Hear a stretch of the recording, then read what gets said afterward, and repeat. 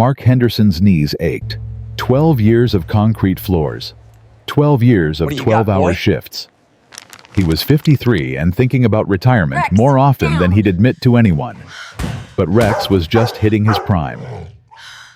The Belgian Malinois trotted beside him through Terminal C, nose working the air. Most passengers didn't notice them anymore. Just another cop and his dog. 6:47 a.m. Early enough that the morning rush hadn't hit yet. Then Rex stopped, not gradually. An immediate rigid freeze.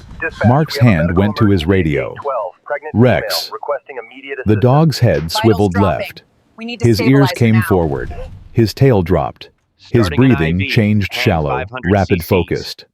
What have you got, boy? Rex didn't move. His entire being had locked onto something near the Delta check-in counter. Mark followed his gaze. It's okay, Mom. A pregnant woman was walking toward them. Very pregnant, maybe 8 months. Loose floral dress, 2 paper shopping bags, moving slowly with one hand on her lower back. She looked exhausted.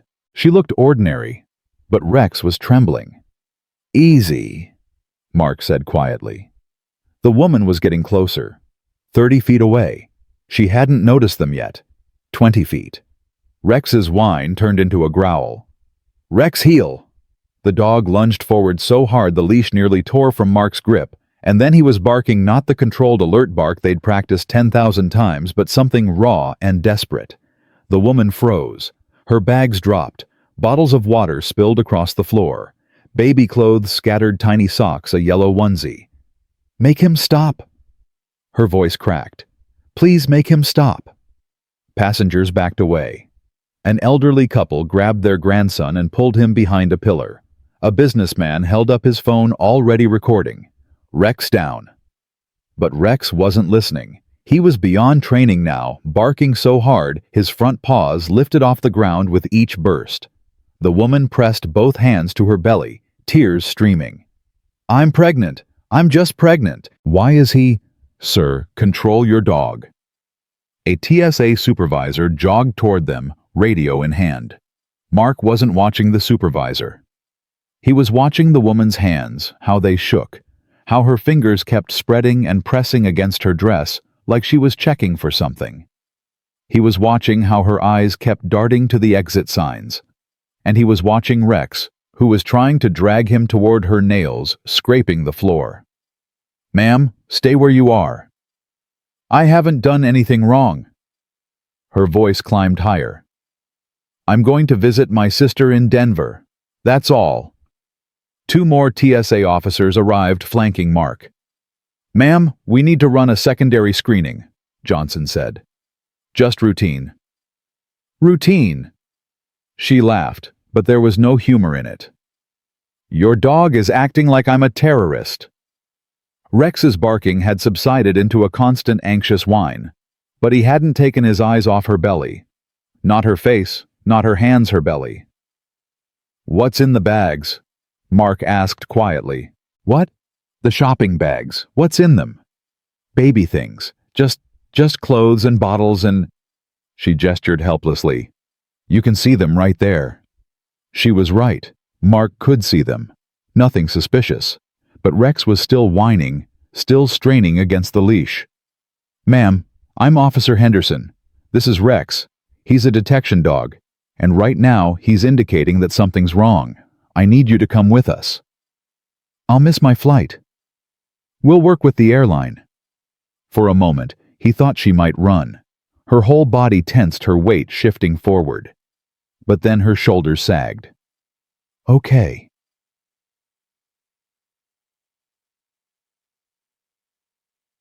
The secondary screening room was windowless. White walls, fluorescent lights, a metal table bolted to the floor. The woman sat in the plastic chair, hands still cradling her belly. She'd given her name, Sarah Mitchell, 29, St. Louis resident traveling to Denver to stay with her sister before the baby came. Driver's license checked out. No warrants, no criminal record. Nothing to explain why Rex was now sitting outside the door, whining like someone was dying. Ms. Mitchell, I need you to be honest with me. I am being honest. Her voice was steadier now, but her hands wouldn't stop shaking. I don't understand what's happening. How far along are you? 34 weeks. Due date, October 2nd. Who's your doctor? She hesitated, just for a second. Dr. Chen, at Mercy Hospital. You have his number. Her number. And yes, it's in my phone. When was your last checkup? Another hesitation. Tuesday. Everything normal? Yes. Why are you? Ms. Mitchell. I've worked with 4 different canine partners in 12 years. I have never seen a dog react the way Rex reacted to you. Mark leaned forward. So help me understand what he was sensing. I don't know. Tears spilled over. I swear to God I don't know. Maybe it's my hormones, or maybe I stepped in something. A knock interrupted her. Johnson poked his head in. Henderson, outside. Mark stepped out. Rex immediately pressed against his legs, still trembling. What have you got? Johnson held up an evidence bag. Inside was a small metallic patch roughly the size of a postage stamp. Found this tucked inside one of the baby onesies, hidden in the fold. Mark took the bag. The patch had a faint chemical smell even through the plastic, something sharp that made his sinuses burn. Drug patch. That's what I'm thinking, but look at the backing. Johnson pointed. Serial number, pharmaceutical marking. Rex was growling again. This is what he was alerting to, Mark said. Yeah, but... Johnson lowered his voice. If this is drugs, it's not enough to smuggle. One patch. Why go through all this effort for something so small? That was the question. Mark looked through the window. Sarah Mitchell was crying openly now, her whole body shaking. Call Mercy Hospital, verify her doctor story, and get me a female officer for physical screening. You think she's carrying... I think Rex thinks she's carrying something. That's good enough. They were waiting for the hospital callback when Sarah Mitchell collapsed. 1 second she was sitting in the chair. The next she was doubled over, gasping, clutching her stomach. Help me! The words came out strangled. Something's wrong, the baby! Rodriguez lunged forward, catching her before she hit the floor. Medical, we need medical. Mark was already on his radio, his pulse hammered in his ears. Sarah screamed. Not a cry, a scream raw and primal. Outside the door, Rex went ballistic. His barking turned into howls, and Mark could hear him throwing himself against the door. She's burning up, Rodriguez said. Jesus Christ, she's burning up. Sarah's eyes rolled back. Her body went rigid, back arching, and then she went limp. Where are those EMTs? They arrived 90 seconds later. By the time they loaded Sarah onto the stretcher, Mark had made a decision. I'm riding with her. You're not family. My dog detected something on her, something dangerous, and I think it's killing her right now. Mark didn't wait for permission. He climbed into the ambulance. Rex jumped in beside him. The doors slammed. The siren started wailing. As the ambulance rocketed toward St. Luke's Hospital, Mark watched the paramedics work. They cut open Sarah's dress. They attached monitors, started an IV, called ahead to the ER. And Mark saw something that made his blood turn to ice. Sarah Mitchell's pregnant belly was wrong. He couldn't explain how he knew. The way the skin pulled too tight in some places and too loose in others. The absence of stretch marks. The strange uniformity of the swelling. But he knew. She's not pregnant, Mark said quietly. The paramedic looked up. What? Feel her belly. Actually feel it. The paramedic hesitated, then pressed his hand against Sarah's abdomen. His expression changed. That's not... He pressed again harder. That's not flesh. Silicone, Mark finished. The ambulance seemed to hold its breath. Then Rex barked once, sharp, urgent, and the paramedic's fingers found something. There's a seam, he whispered. Oh my God, there's a seam. Oh. They didn't wait for the hospital. The lead paramedic radioed ahead, panic barely masked in his professional tone. The driver pushed faster, weaving through traffic. "What the hell is inside her?" Rodriguez's voice came through Mark's radio. "I don't know yet, but whatever it is, it's leaking." "She's going to die, isn't she?" Mark looked at Sarah's unconscious face, at the sweat beading on her forehead, at the way her lips had started to turn blue. "Not if we can help it." St. Luke's was ready. The ER team swarmed the ambulance the second the doors opened. A young female doctor fired questions at the paramedics as they ran. "Unknown substance exposure. Possible internal contamination. Patient collapsed 12 minutes ago." Mark tried to follow, but a nurse blocked his path. "Sir, you need to wait." "I'm the one who called this in." "Sir?" The nurse's voice was kind but firm. "Let them work." So he waited. Rex sat beside him, pressed against his leg, still trembling. Other patients stared, but Mark barely noticed. His mind was racing. Drug smuggling, obviously. But why the fake pregnancy? Because pregnant women don't get stopped, he realized. They get sympathy. Benefit of the doubt. Whoever had sent Sarah Mitchell through that airport knew exactly what they were doing. His phone buzzed. Johnson. "Henderson, we verified her story. There is no Dr. Chen at Mercy Hospital, no obstetrics department either. Mercy's a cardiac specialty center." Mark closed his eyes. Everything she told us was a lie. "Looks that way." TSA ran the security footage.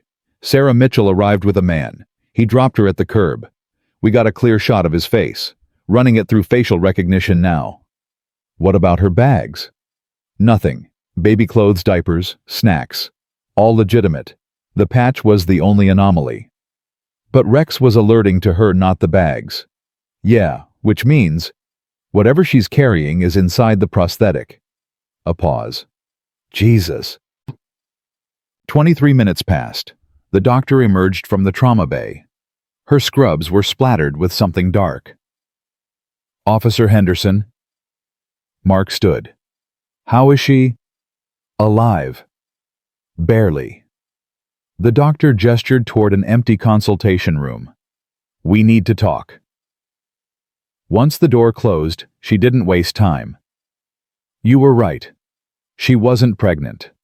What she's wearing is a sophisticated prosthetic device designed to mimic pregnancy.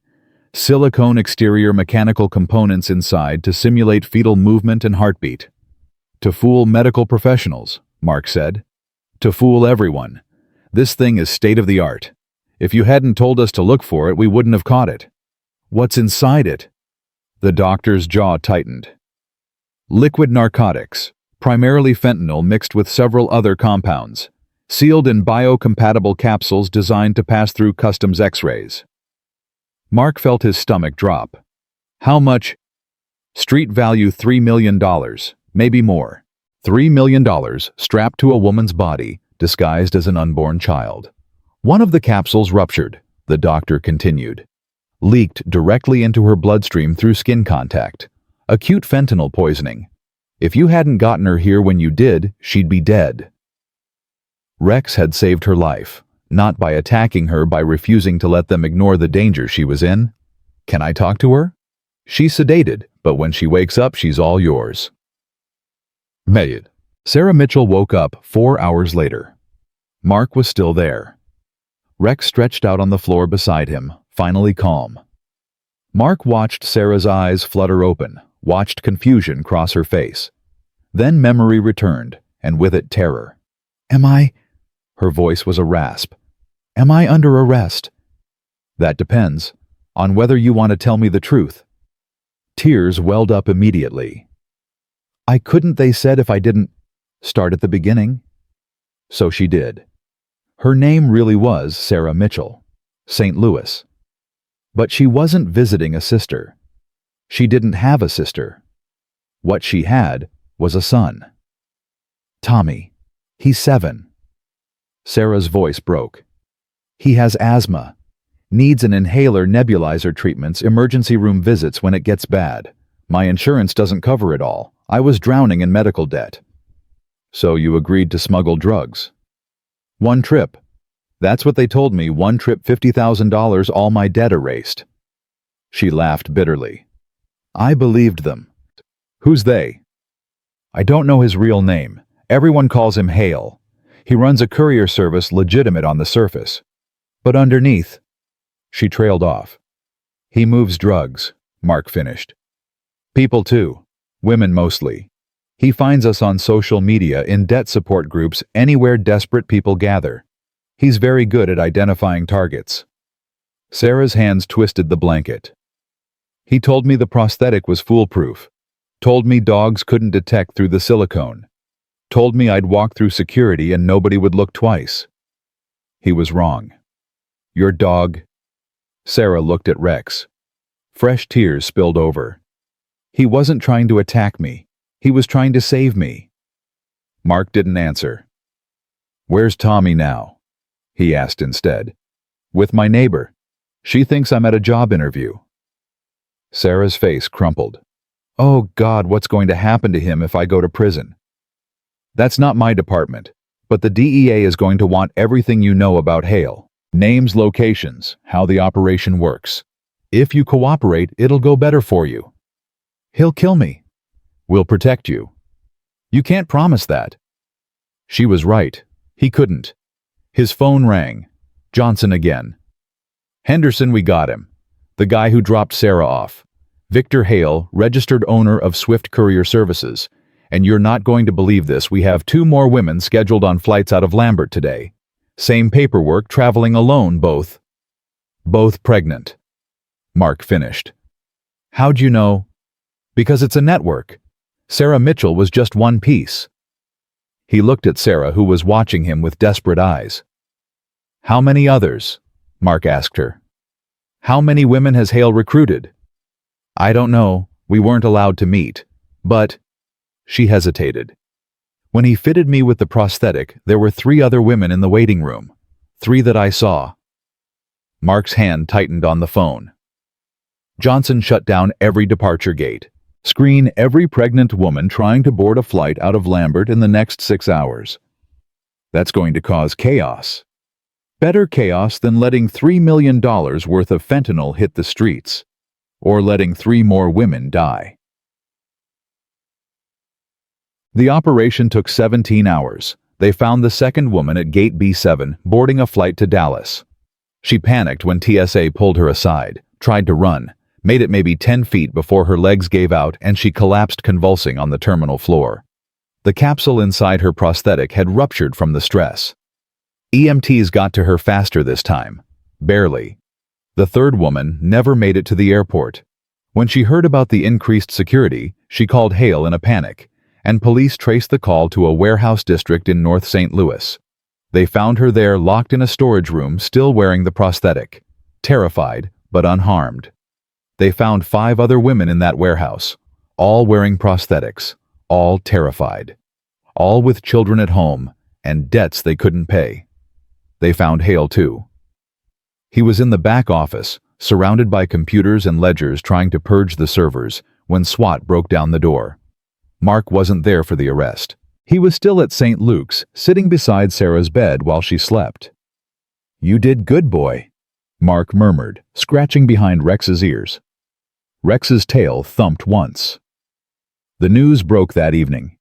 Hero K9 exposes drug smuggling network, ran on every local station, then national, then international. Mark's phone didn't stop ringing. Reporters, officials, a producer from some morning talk show wanting to interview Rex. He ignored all of it. Sarah woke again near midnight. You don't have to stay, she whispered. I know. Why are you... Mark considered the question. My wife died 3 years ago. Cancer. We had good insurance, but it still bankrupted us. Experimental treatments. Specialists' drugs that weren't covered. By the end, I was $200,000 in debt, and she was gone anyway. Sarah stared at him. I'm not saying I understand what you did. I'm not saying it was right. Mark leaned forward.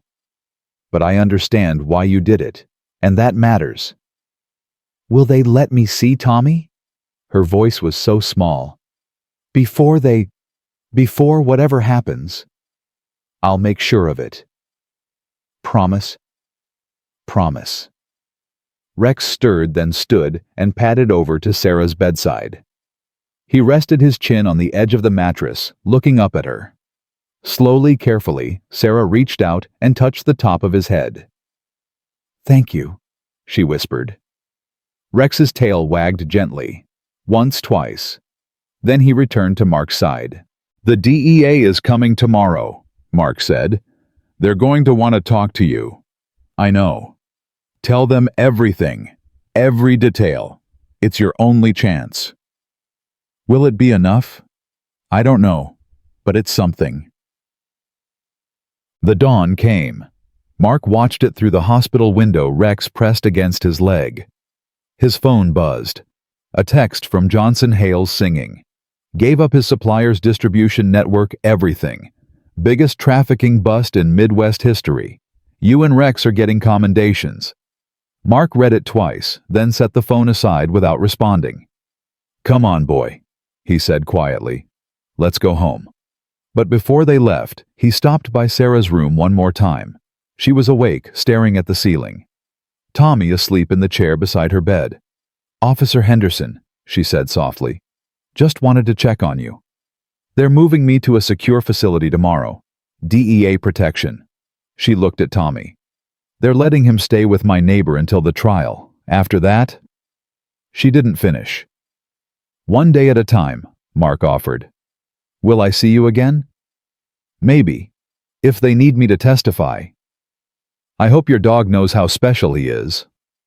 Mark looked down at Rex. "Yeah, I think he knows."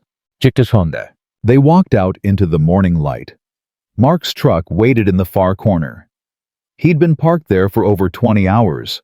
His phone buzzed again. Another reporter. He turned it off.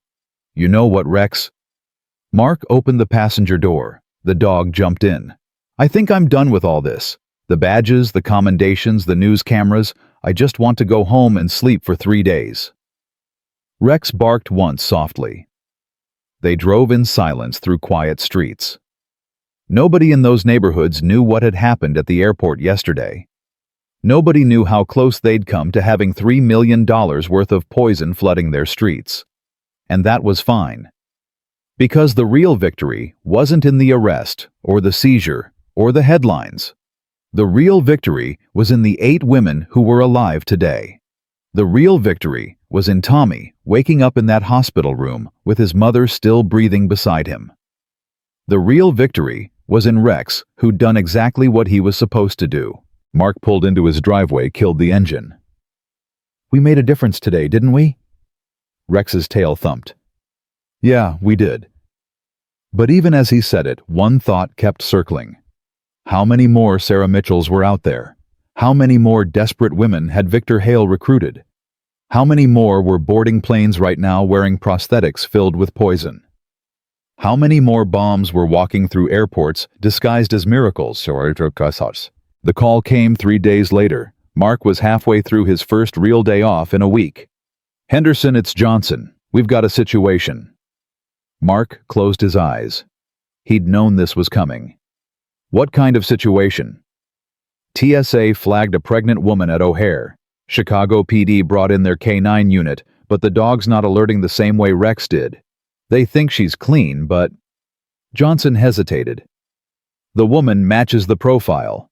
Single mother medical debt, bought a last-minute ticket with cash. Flying to Miami, same destination one of Hale's women was supposed to hit." Mark looked at Rex, who was sprawled on the couch. The dog raised his head, sensing something had changed. "They want us to come take a look," Mark asked, already knowing the answer. "DEA's sending a plane. Can you be at Lambert in an hour?" Mark should have said no. Should have told them to find another handler. But he thought about Sarah Mitchell. About how Rex had been the only one to see the danger. He thought about Tommy, and about all the other Tommies who might lose their mothers today. "We'll be there," Mark said. Rex was already at the door, tail wagging. Because that's what they did. That's who they were. A man and his dog. Guardians who saw what others missed. And somewhere in Chicago, Another woman was walking through an airport with a bomb strapped to her belly, praying nobody would notice. But Rex would notice. He always did. The DEA plane touched down at Lambert 42 minutes later. Mark climbed aboard with Rex, no luggage, no preparation. Just him and his dog, and the weight of knowing they were about to do this all over again. Special Agent Carmen Rodriguez, no relation to the TSA officer from 3 days ago, met them at the top of the stairs.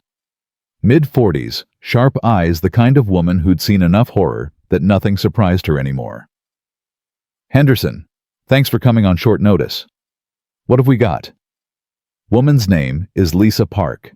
31, single mother, works 2 jobs in Evanston. Bought a one-way ticket to Miami this morning with cash. No checked bags, just a carry-on and a purse. And she's pregnant. 7 months, according to what she told TSA. Mark followed Rodriguez down the aisle. Rex trotted beside him, ears alert. "Your K9 unit cleared her." "That's the problem. Our dog alerted, but not like you described. Just a standard sit and stare. Could be residue, could be nothing. But given what happened in St. Louis..." Rodriguez trailed off. "You're not taking chances." "Would you?" No, he wouldn't.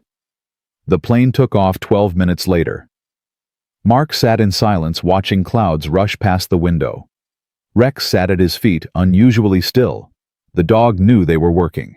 He always knew. Mark's phone buzzed. A text from Johnson Sarah Mitchell just gave DEA 3 more names. Women who backed out of Hale's operation at the last minute. All still alive. All willing to testify. "You saved more than 8 lives, Henderson. You saved dozens." Mark didn't respond.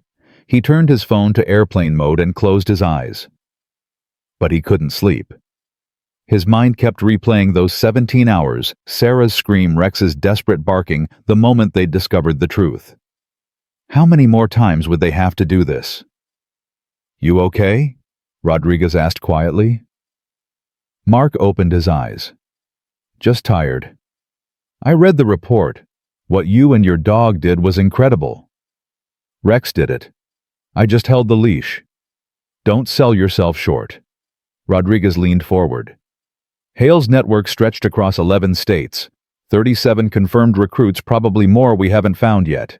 You shut down the entire operation in less than a day." Sarah Mitchell shut it down. She talked. "Because you made her feel safe enough to talk." Mark looked down at Rex. The dog's eyes were closed, but his ears kept twitching, tracking every sound in the cabin. "How's she doing?" Rodriguez asked. "Sarah." "She saw her son. DEA granted supervised visitation before they moved her to the safe house." Mark's throat tightened. "Kid didn't understand why his mom couldn't come home. Kept asking when she'd be back." "What did she tell him?" "That she'd made a mistake and had to fix it. That she loved him. That she'd see him again soon." Mark paused. "She was lying about that last part. Even with witness protection, even with full cooperation, she's looking at minimum 5 years." Rodriguez was quiet for a moment. "Tommy. That's the kid's name, right?" "Yeah. He's lucky his mom's alive to serve that time."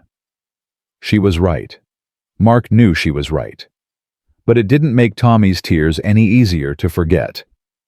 The plane began its descent 30 minutes later. O'Hare International Airport was chaos. Not just the normal chaos of one of the world's busiest airports, but the specific chaos of a terminal on lockdown. TSA had cordoned off gate K14 passenger traffic, rerouted flights delayed. Security personnel everywhere. And in the middle of it all, sitting in a plastic chair with her hands folded over her belly, was Lisa Park. She looked terrified.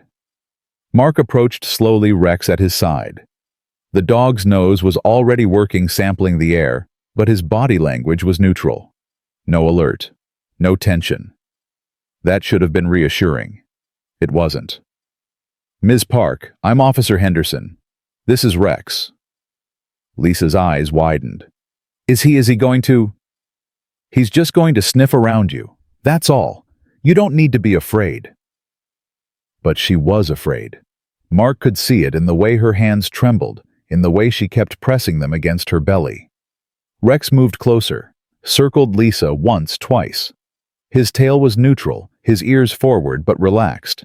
No alert. Mark's stomach sank. See? Lisa's voice was shaky but relieved. I told them, I'm just pregnant. That's all. Rodriguez stepped forward. Ms. Park, we need to ask you some questions. It's procedure. I already answered questions, for an hour. I showed them my ultrasound photos. I gave them my doctor's number. What else do you want? Just a few more minutes of your time. But Rex still wasn't alerting. He'd sat down beside Mark, looking up at him with an expression that seemed to say nothing here. Mark's instincts were screaming otherwise. Ms. Park, where are you flying to? Miami. To see my sister. She just had a baby, and I wanted to meet my nephew before my own baby comes. And you bought the ticket this morning? Yesterday. With cash.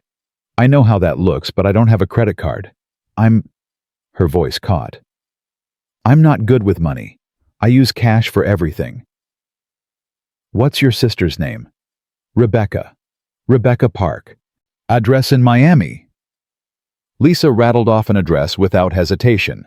No pause, no uncertainty. Rodriguez was already texting someone, presumably to verify the information.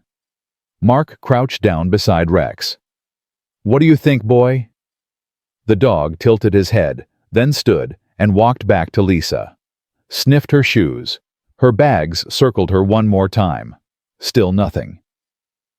She's clean, Rodriguez murmured. Henderson, I think she's clean. But Mark couldn't shake the feeling that something was wrong. The profile was too perfect. Single mother financial stress one-way ticket bought with cash flying to a major drug hub. Just like Sarah Mitchell. Ms. Park, have you ever heard the name Victor Hale? Lisa blinked. No. Should I have? What about Swift Courier Services? I don't know. I don't know what that is. She seemed genuinely confused. Her body language was open, non-defensive. She wasn't hiding anything. Or she was an incredibly good liar. Rodriguez's phone buzzed. She glanced at the screen, then nodded. Sister checks out. Rebecca Park registered nurse lives at the address Lisa gave. Hospital confirms she just had a baby 3 weeks ago. Mark straightened. Can I see your ultrasound photos? They're on my phone. TSA already looked at them. I'd like to see them anyway. Lisa unlocked her phone with shaking hands and pulled up a photo album. Ultrasound images dated and time-stamped. A blob that vaguely resembled a baby technical measurements in the margins. They looked real. But so had Sarah Mitchell's story, until it wasn't. Ms. Park, would you consent to a medical examination? What? Lisa's voice climbed. Why your dog didn't even alert.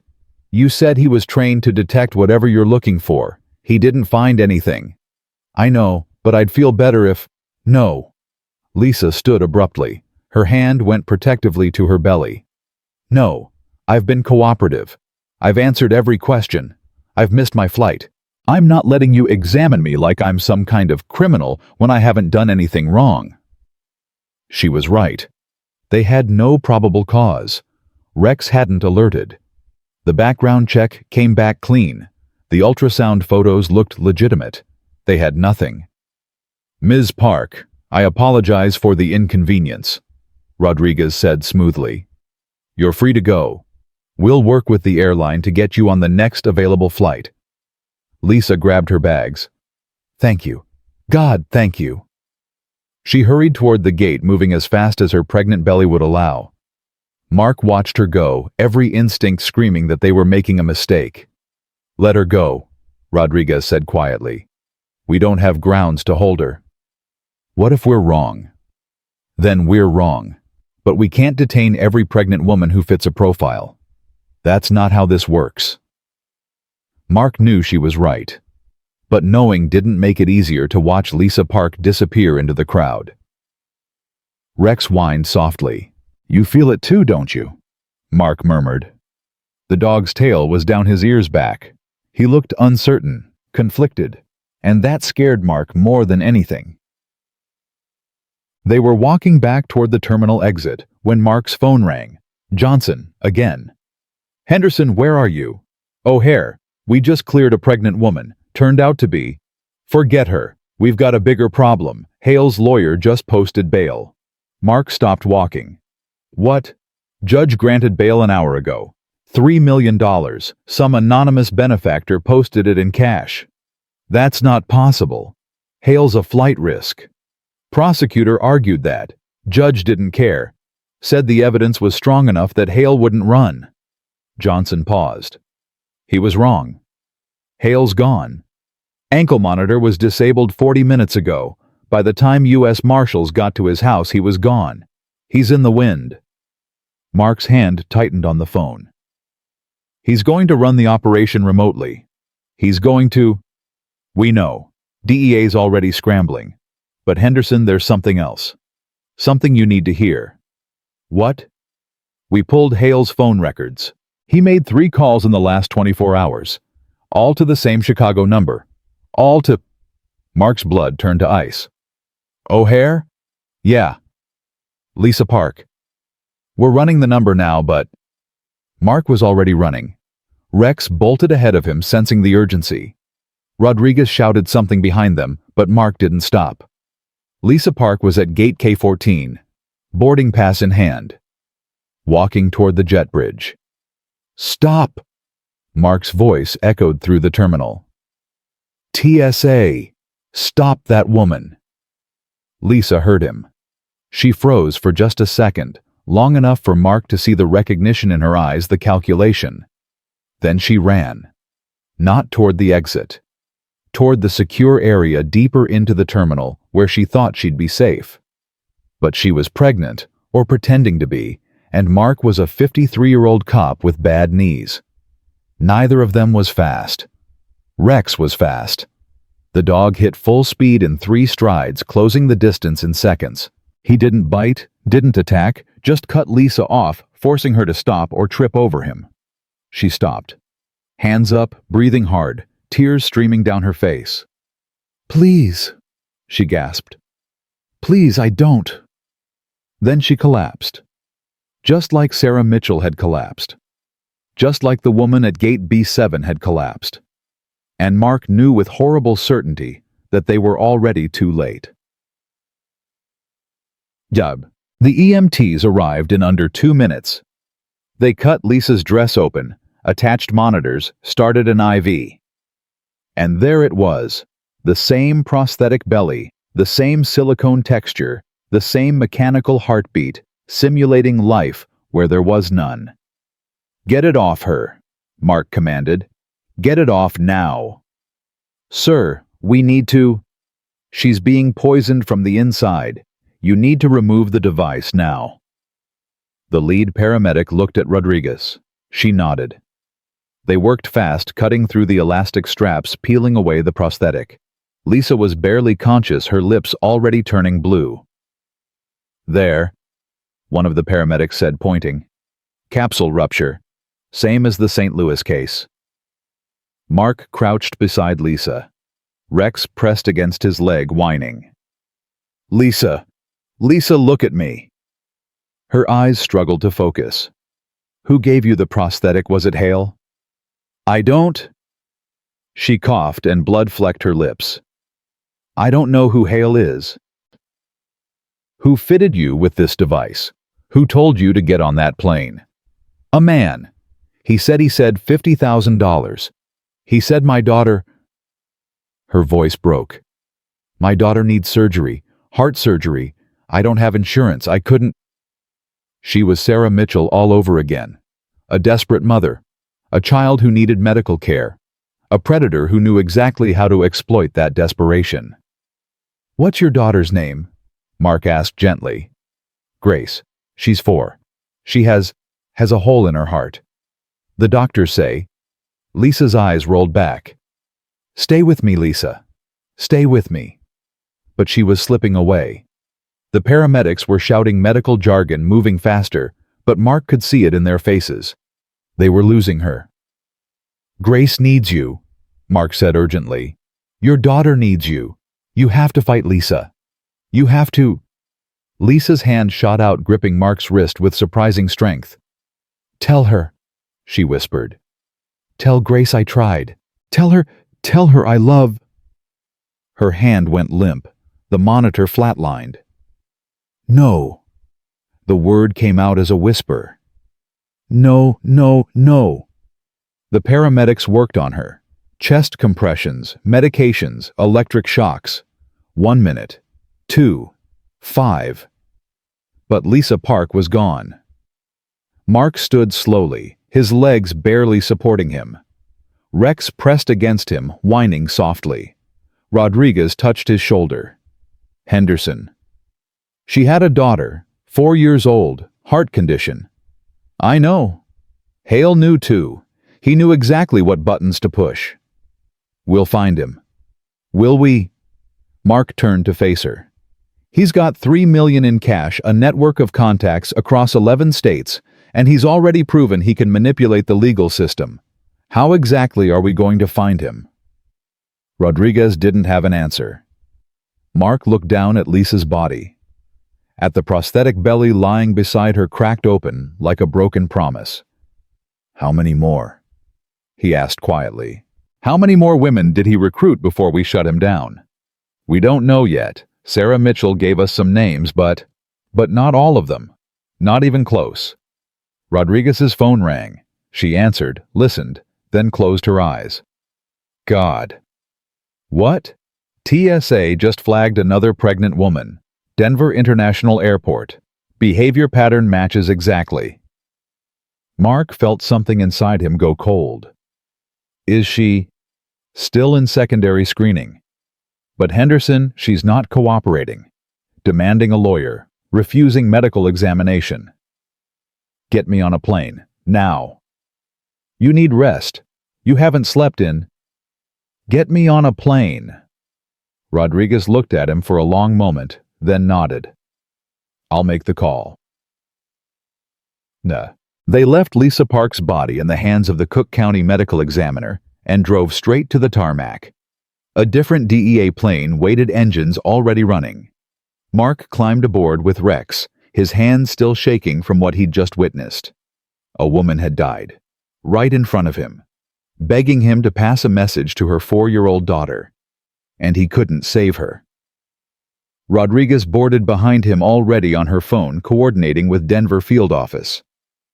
ETA 90 minutes. They're holding the woman in a secure room, but her lawyer's en route. If we don't find something concrete before he arrives, we'll have to release her. What's her name? Michelle Torres. 26. 2 kids, 6 and 3. Husband deployed overseas with the Army. Works as a waitress in Colorado Springs. Another desperate mother. Another child in need. Another woman that Hale had identified as vulnerable. Has anyone contacted her husband? He's unreachable, on a mission somewhere in the Middle East. Won't be back for another 3 months. Mark closed his eyes. So she's alone. Yeah. The plane took off. Mark sat in silence, Rex's head resting on his knee. The dog could sense his distress, could sense that something had gone terribly wrong. "I should have caught it," Mark said quietly. "Lisa Park, I should have known." "Your dog didn't alert. You had no probable cause." Rex hesitated. "Did you see that?"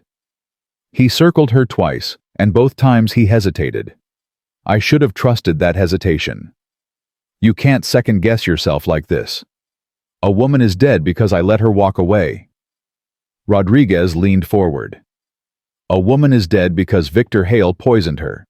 Not because of you, not because of Rex, because of him." Mark knew she was right.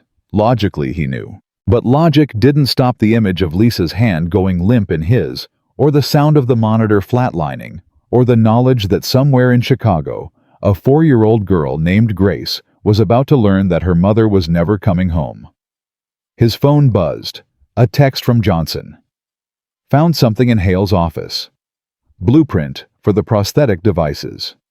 There are serial numbers. If we can match them to the women, we can identify everyone in the network. Mark typed back, "How many serial numbers?" The response came 10 seconds later. 43. 43 women. They'd saved 8 in St. Louis. 1 had died in Chicago. That left 34 still out there walking around with bombs strapped to their bodies, thinking they were about to solve all their problems. Thinking they'd found a way to save their children. Rodriguez, Mark said slowly. What if this isn't about drugs? She looked up. What?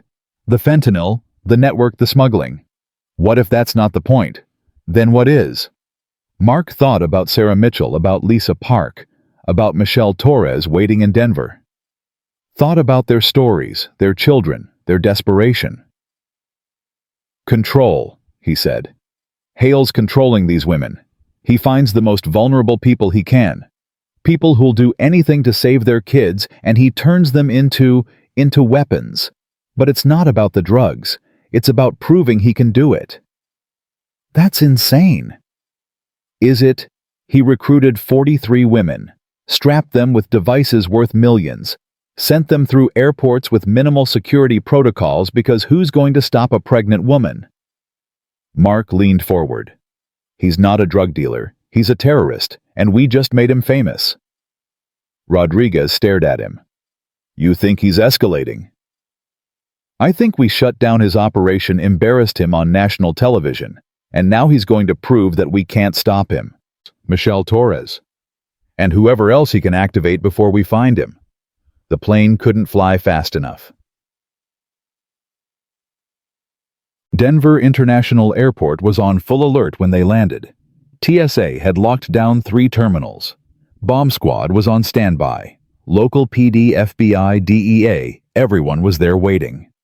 Michelle Torres sat in a secondary screening room, her lawyer beside her. The lawyer stood as soon as Mark and Rodriguez entered. My client has been detained for over 2 hours without charges. Either arrest her or release her. Now. Sir, we just need to... My client is 7 months pregnant and has been denied food and water. This is harassment. This is... Your client is carrying a prosthetic device filled with narcotics, Rodriguez said flatly. We have evidence linking her to Victor Hale's smuggling network. We have... You have nothing. No probable cause, no evidence, nothing but a profile that could describe thousands of pregnant women in this country. The lawyer's voice was sharp, confident. My client agreed to screening. Your dog didn't alert. You have no grounds to hold her. Mark looked at Michelle Torres. She sat perfectly still, hands folded over her belly, face carefully neutral. But her eyes told a different story. She was terrified. Ms. Torres, Mark said quietly. Where are your children right now? Her lawyer touched her arm. Don't answer that. I just want to know they're safe. Don't answer, the lawyer repeated. But Michelle was already talking. With my neighbor. They're safe. What are their names? Officer.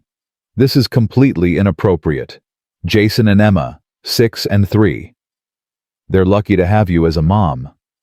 Michelle's eyes filled with tears. She looked away. Mark crouched down so he was at her eye level. Rex sat beside him, calm and attentive. Michelle, I met a woman named Lisa Park this morning. She had a daughter too. Grace, 4 years old.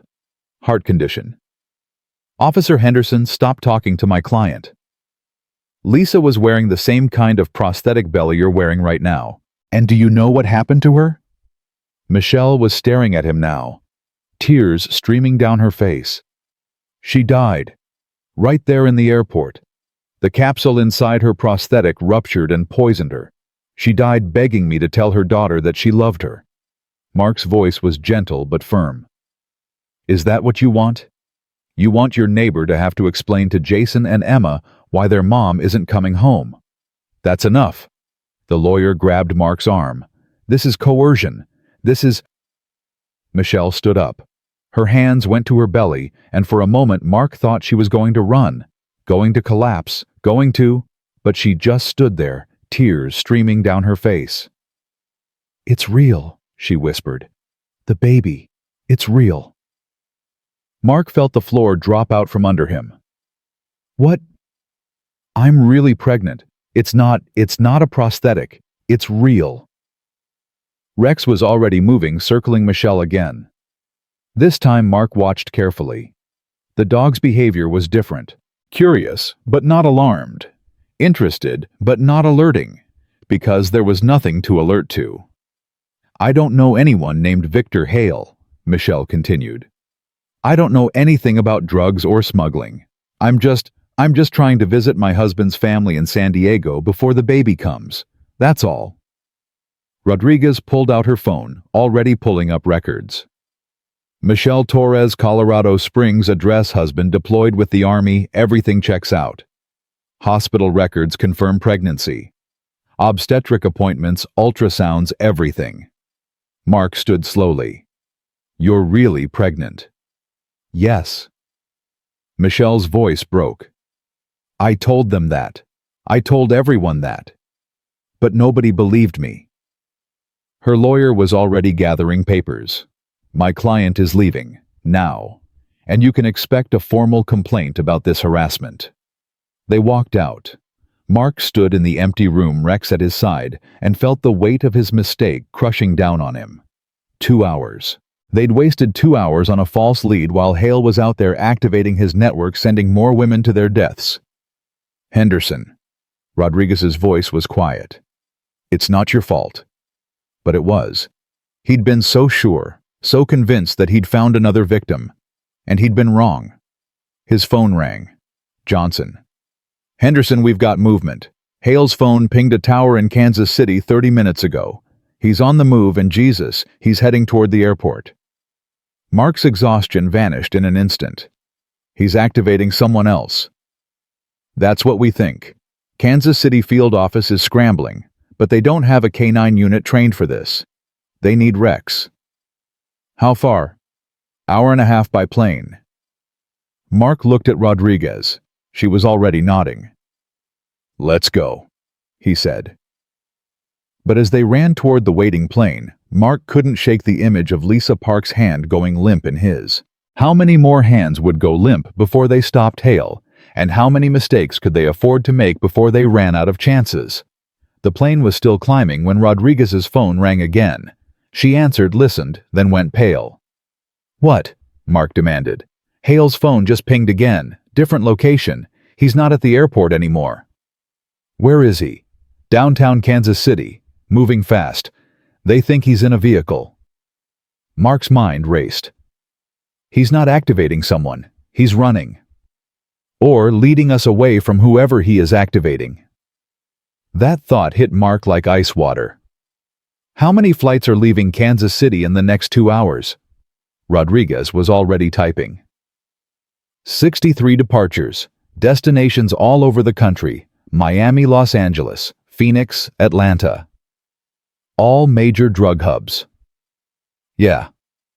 He's got someone at that airport right now, maybe more than one, and we're chasing his phone signal while they board their flights. Rodriguez looked at him. "What do you want to do?" "Get me to Kansas City International. Forget Hale. We stop the women first." She made the call. The pilot adjusted course. 15 minutes later, they were on approach. Mark stared out the window, Rex pressed against his leg. The dog could feel his tension, his fear. They'd already lost one woman today. They couldn't lose another. But how were they supposed to find her 63 flights? Thousands of passengers. And somewhere in that crowd, a desperate mother carrying poison. His phone buzzed. Johnson again. "Henderson, we matched 3 more serial numbers from Hale's blueprints. Got names, addresses, everything. 2 are in custody, pulled them in an hour ago. Devices removed, women are safe. But the third one?" "Kansas City." "Yeah. Name's Angela Reeves, 28. Single mother, 3 kids. Last known location was her apartment in Kansas City. She's not answering her phone. Neighbor says she left 3 hours ago with a suitcase." Destination. Neighbor didn't know, but Angela told her kids she'd be back in 2 days. Mark's hand tightened on the phone. So she thinks this is just a quick trip. She has no idea she's carrying a bomb. None of them do. Hale tells them the prosthetics are foolproof, that security can't detect them.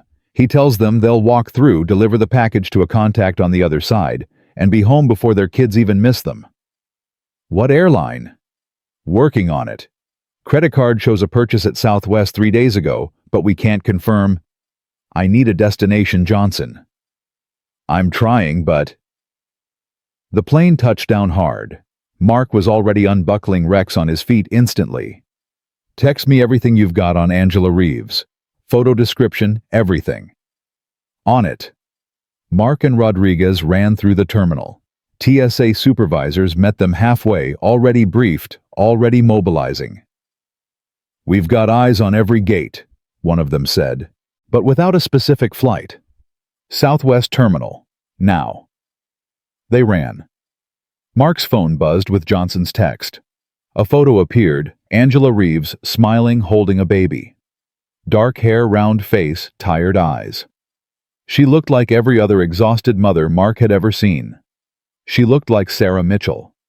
Like Lisa Park. She looked like someone who would do anything to save her kids. The Southwest Terminal was massive. Dozens of gates, hundreds of people. Mark scanned faces as he ran. Rex pulling ahead, nose working. There. Rodriguez pointed. Gate C-17. A woman matching Angela's description stood in line, boarding pass in hand. She wore a loose gray dress, one hand resting on her pregnant belly. Mark's heart hammered. That's her. But even as he said it, he thought of Michelle Torres, of how sure he'd been, of how wrong he'd been. Rex, he said quietly. Check. The dog moved forward, weaving through passengers. Mark followed close behind, watching Rex's body language, looking for any sign. Rex approached Angela, circled once, and sat. The alert. Mark's blood went cold. Angela Reeves, I need you to come with me. Angela turned. Her eyes widened. What? Why, I haven't... Ma'am, please step out of line. I'm going to miss my flight. I have to... You're not getting on that plane. Something in Mark's voice must have reached her. Angela stepped out of line, hands shaking, tears already forming. I don't understand. What did I do? Nothing. You didn't do anything. Mark kept his voice calm. But I need you to come with me, right now. TSA agents closed in gently, guiding Angela away from the gate. She didn't resist, but she kept looking back at the plane at the gate at her boarding pass. My kids, she whispered. I have to get home to my kids. I know, and we're going to make sure you do. They took her to a private screening room. Angela sat down heavily, both hands pressed to her belly. I'm really pregnant, she said. I can show you ultrasounds. I can... Ms. Reeves, when did Victor Hale give you that prosthetic? Angela's face went blank. I don't. Who? The man who hired you, who told you to get on that plane. Nobody hired me. I'm visiting my sister in Phoenix, that's all. Your sister's name? Maria. What's her address? Angela rattled it off without hesitation. Phone number. She gave that too. Rodriguez was already checking. She looked up a moment later and nodded slightly. Everything was checking out. Mark felt his certainty waver. Rex alerted to you. Your dog made a mistake. My dog doesn't make mistakes. Then maybe... Angela's voice rose. Maybe I walked past someone at the airport. Maybe there was residue on a chair I sat in. I don't know. But I'm really pregnant. This isn't whatever you think it is, you're wrong. Mark looked at Rex. The dog sat calmly, but his eyes were fixed on Angela's belly. Ms. Reeves, I need to examine your abdomen. No. If you're really pregnant. I said no. You can't force me to. Angela stood abruptly. I want a lawyer. I know my rights. You can't hold me without cause. Rodriguez touched Mark's arm. Henderson the dog alerted, but that's not enough for a physical search. We need consent or a warrant. By the time we get a warrant, she could be. I know, but those are the rules. Mark stared at Angela Reeves, at her hands pressed protectively over her belly, at the tears streaming down her face. Was she protecting a baby or protecting a secret? Ms. Reeves, please. A woman died this morning because she was wearing a device just like the one I think you're wearing. She had a 4-year-old daughter. That little girl is never going to see her mother again. Angela's face crumpled. I don't know what you're talking about. I swear I don't. Her phone rang. She pulled it from her purse, instinctively glanced at the screen, then froze. Mark saw her face change, saw recognition, then fear. Who is it? He asked quietly. Nobody. Just spam probably. Answer it. I don't have to. Answer it, right now. Angela's hand shook as she swiped to answer. She held the phone to her ear. Hello? Mark couldn't hear the other side of the conversation, but he could see Angela's reaction, the way her face went pale, the way her breathing quickened. I can't, she whispered into the phone. There are police here. She listened. No, you can't, please don't. More listening. Then she started crying. Please, they're just kids. Please don't hurt them. Mark's blood turned to ice. He gestured to Rodriguez, who was already on her own phone, already calling Kansas City PD. Okay, Angela sobbed. Okay, I'll do it. Just don't hurt my kids. Please. She lowered the phone. Mark reached for it, but Angela pulled back.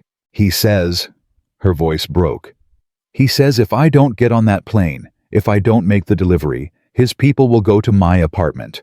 My kids are there right now with my babysitter. He knows their names. He knows what they're wearing. He knows. She couldn't finish.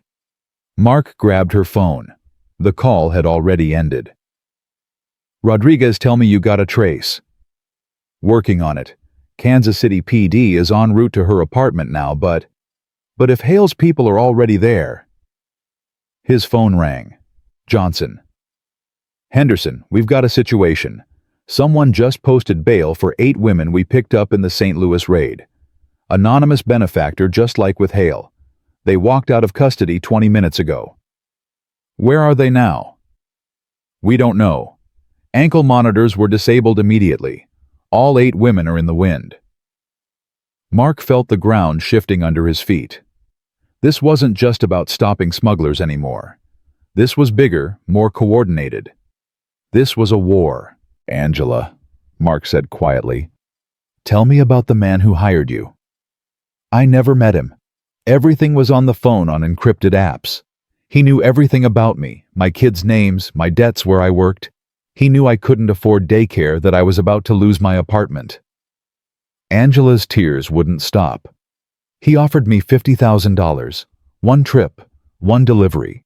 He said it was medicine, that I'd be helping sick people. You believed him. I wanted to believe him. I needed to believe him. She looked at Mark with desperate eyes. What would you have done if your kids were about to be homeless, if you couldn't feed them, if someone offered you a way out? What would you have done? Mark didn't have an answer. Rodriguez's phone buzzed. She glanced at the screen, then looked at Mark. Kansas City PD just arrived at Angela's apartment. Kids are safe. Babysitter's safe. No sign of Hale's people. Angela sobbed with relief, her whole body shaking. It was a bluff, Mark said. He was bluffing about hurting your kids. But he knew their names. Because he researched you. Because that's what he does. Mark crouched down beside her. Angela, you're not in trouble. You're a victim. But I need you to help me stop him from doing this to anyone else. How? Let me examine your abdomen. If you're really pregnant, I'll apologize and put you on the next flight to Phoenix myself. But if you're wearing what I think you're wearing... Angela closed her eyes. I'm wearing it. The room went silent. The baby's not real. No. How long have you been wearing the prosthetic? 3 days. He told me I had to get used to it, had to practice moving like I was pregnant. Angela's voice was barely a whisper. I have 3 kids. I know how pregnant women move. It wasn't hard to fake. Where were you supposed to deliver it? Phoenix Airport. Someone would meet me at baggage claim.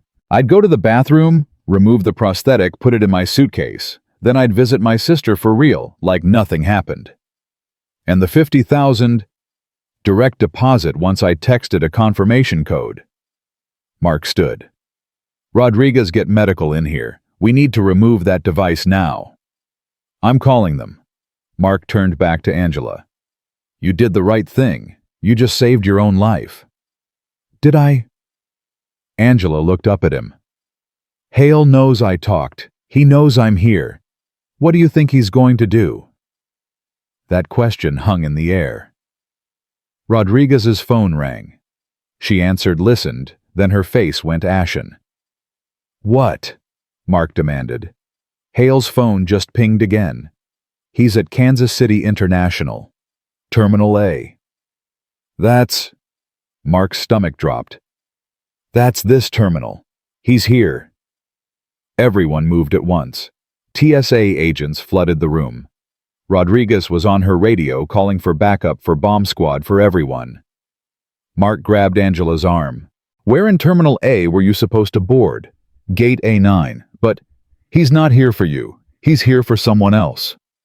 Mark ran. Rex sprinted ahead, nose down, searching. Terminal A was massive, crowded, full of travelers who had no idea they were in danger. Gate A9 was at the far end. Mark dodged through passengers, his lungs burning, his bad knees screaming. He reached the gate just as boarding began. And there in line were 2 pregnant women, both with suitcases, both moving carefully, protectively, both with the same tired, desperate look in their eyes. Stop! Mark shouted. TSA, nobody board that plane! Chaos erupted. Passengers scattered. The 2 women tried to run, one toward the exit, one deeper into the terminal. Rex chose. He bolted after the woman running toward the exit, barking frantically.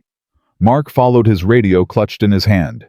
Rodriguez's second woman heading toward Gate A12. I'm in pursuit of this first. The woman glanced back, saw Mark gaining, and made a decision. She ripped open her dress. Mark saw the prosthetic belly underneath. Saw her fingers find a seam. Saw her start to pull. Don't! Mark screamed. If you rupture a capsule, you'll die. But she wasn't trying to rupture it. She was trying to remove it. Her fingers found something, a release mechanism maybe, and the prosthetic came away in her hands. She threw it. Not at Mark. At the crowd of passengers ahead of her. Time seemed to slow. Mark watched the prosthetic arc through the air, watched it tumble end over end, watched it fall toward a family with 3 small children. Rex was faster. The dog leaped, jaws closing around the prosthetic in midair. He landed hard, the device clenched in his teeth, and ran away from the crowd, away from the gate, toward an empty corner of the terminal. Mark followed, his heart in his throat. Rex, drop it. Drop it now. But Rex didn't drop it. He set it down gently, carefully, then backed away and sat. The good boy. The very good boy who just saved dozens of lives. Mark approached slowly. The prosthetic was intact, no visible ruptures. But his hands were shaking so hard he could barely pull out his phone. Bomb squad to Terminal A. We've got a device. Need immediate containment. They arrived in 90 seconds, suited up, careful, professional. They took the prosthetic away in a containment unit while Mark stood there trying to remember how to breathe. Rex trotted back to him, tail wagging, completely unaware that he'd just performed a miracle. Good boy, Mark whispered, his voice breaking. Such a good boy. Rodriguez appeared beside him. Got the second woman. Device removed. She's safe. The first one. In custody. She's asking for a lawyer, but... Rodriguez paused.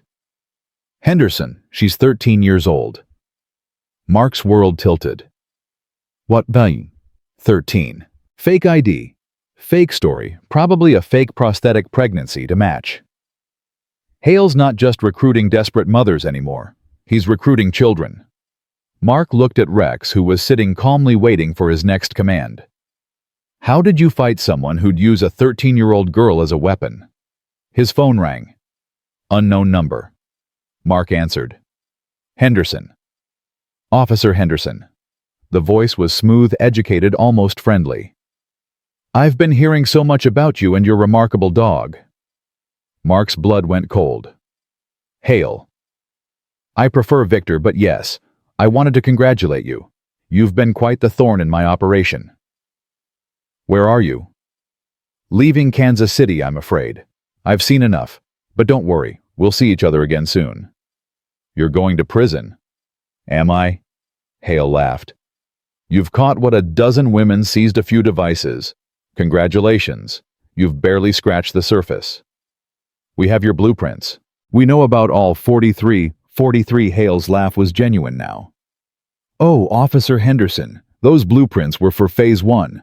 We're on Phase 3 now. The line went dead.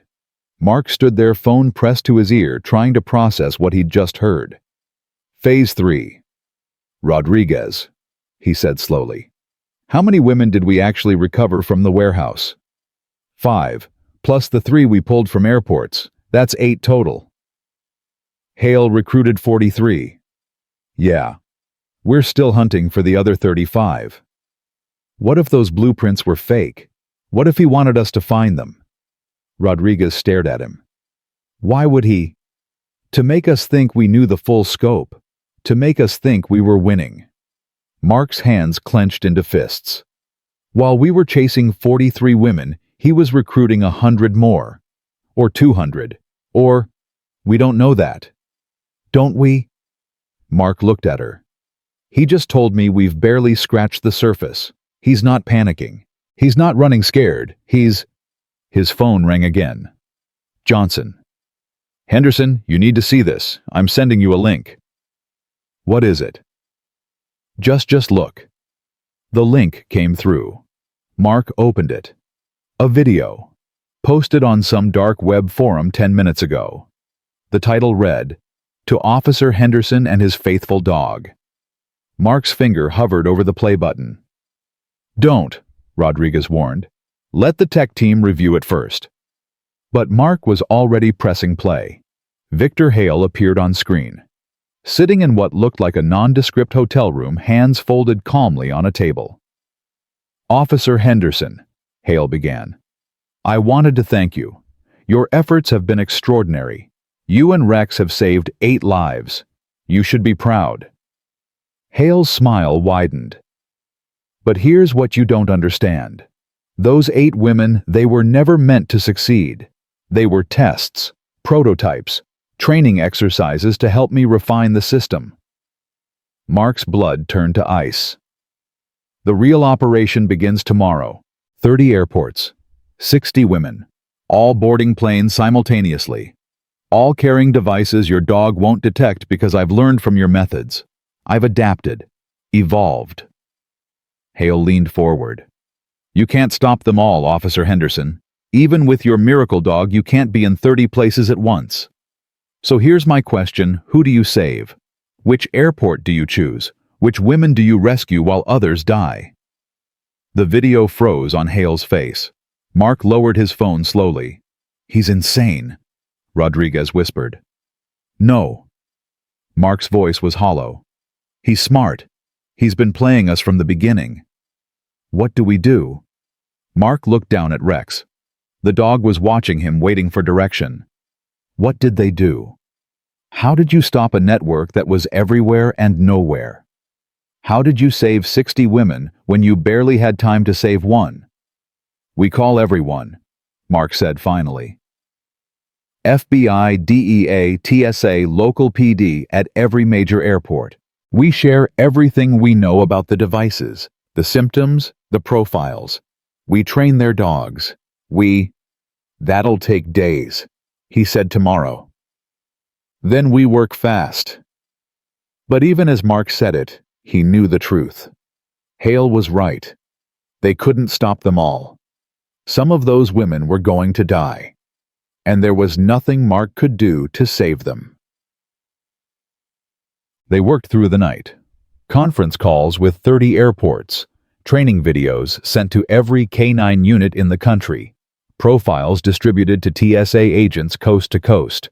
By dawn, they'd done everything they could, and it still wasn't enough.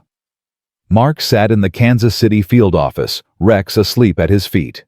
He'd been awake for 43 hours. His eyes burned. His body ached. Rodriguez brought him coffee. "You should rest." "Can't." Henderson. 60 women, Rodriguez. 60 families. 60 children who might wake up tomorrow without their mothers. "We've done everything." "It's not enough." Mark's voice cracked. "It's never enough. We save 8 Hale recruits. 80. We stop one device, he builds 10 more. How do we win this?"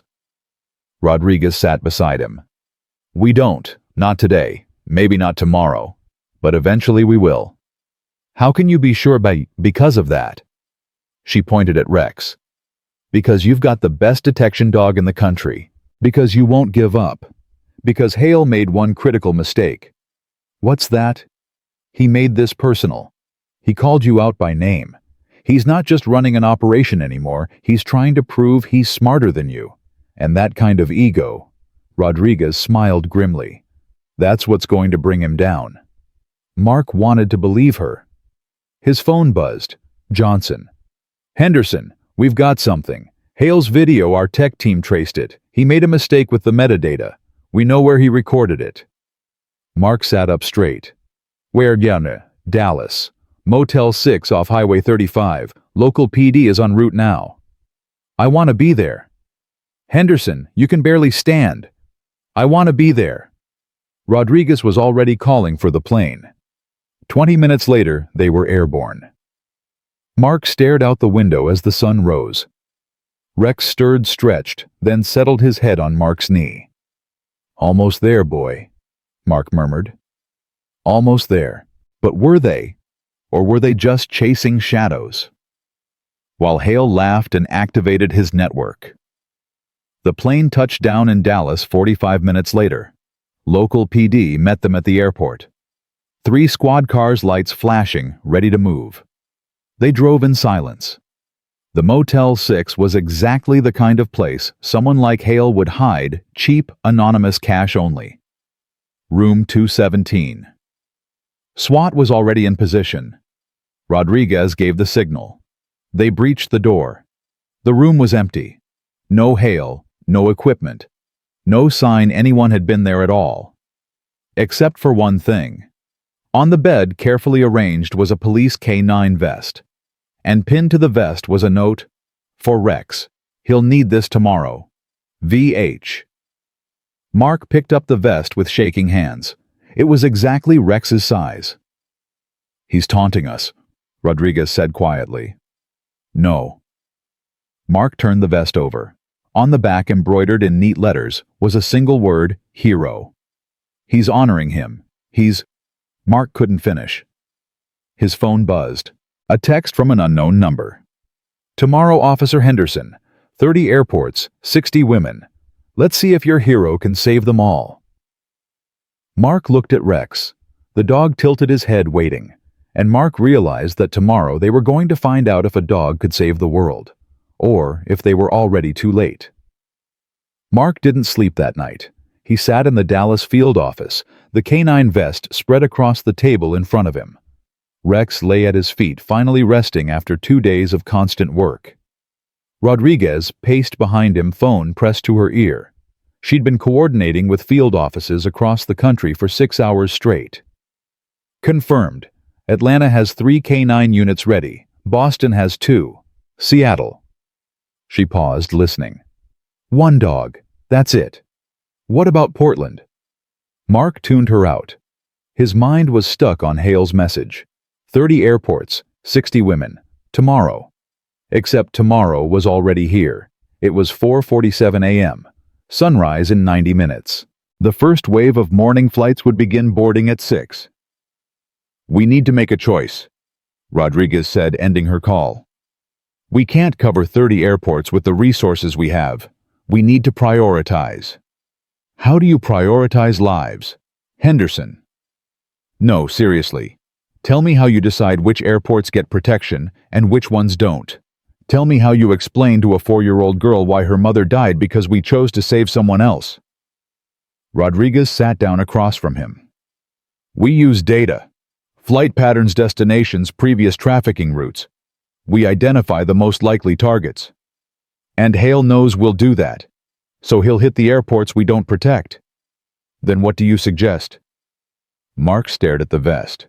At the word hero embroidered on the back. We split up, he said quietly. What?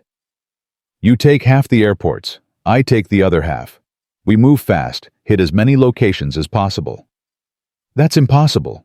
Even with a plane, even with perfect timing. I know. Mark looked up at her. But it's better than nothing. Rodriguez studied him. You're going to kill yourself trying to save everyone. Better than living with not trying. His phone rang. Johnson. Henderson, we've got movement. Credit card pings at hotels near 12 different airports. Women checking out heading toward terminals. It's starting. Mark grabbed the vest, stood up. Rex was on his feet, instantly alert and ready. Which airports? Miami, Phoenix, Dallas, Houston, Nashville, Charlotte, Philadelphia, Boston, Portland, Seattle, San Francisco, LA. 12, not 30. He lied, Rodriguez said. Or he's testing us. Doesn't matter. Mark was already moving toward the door. We need to... His phone buzzed again. A text from the unknown number. Did you really think I'd make it easy? 12 airports now. 18 more at noon. Good luck. Officer Henderson. Mark's jaw clenched. He's staggering them, spreading us thin. Where do we start? Mark looked at the list Johnson had sent. 12 cities. 12 chances to save lives. 12 chances to fail. Dallas, we're already here. Then we work outward. They ran. The plane was waiting on the tarmac, engines already running. Mark and Rex climbed aboard Rodriguez right behind them. Dallas first, then Houston, Rodriguez said into her phone. Get TSA on full alert. Every pregnant woman gets secondary screening. I don't care if it causes delays. I don't care if people complain. Nobody boards a plane until we clear them. The plane took off as the sun broke over the horizon. Mark strapped the vest onto Rex. The dog stood patiently, letting Mark adjust the straps.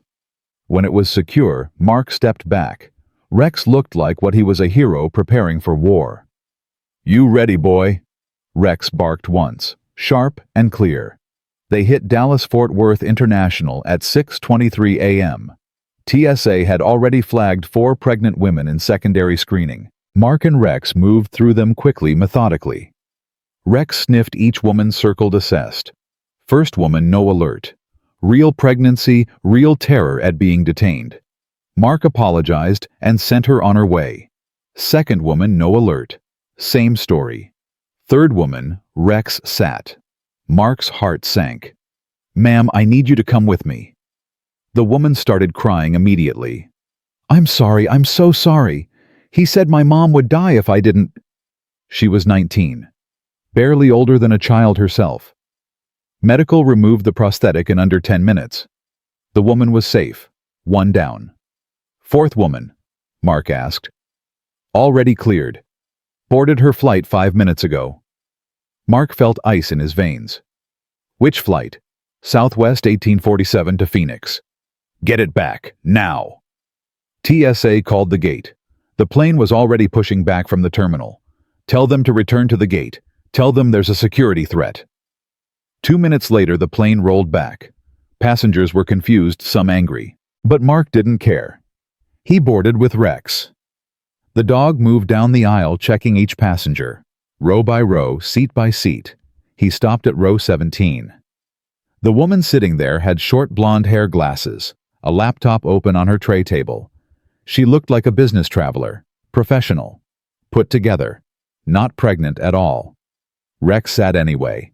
Mark's mind raced. Ma'am, I need you to stand up. What? Why? Please stand up. The woman closed her laptop, annoyed.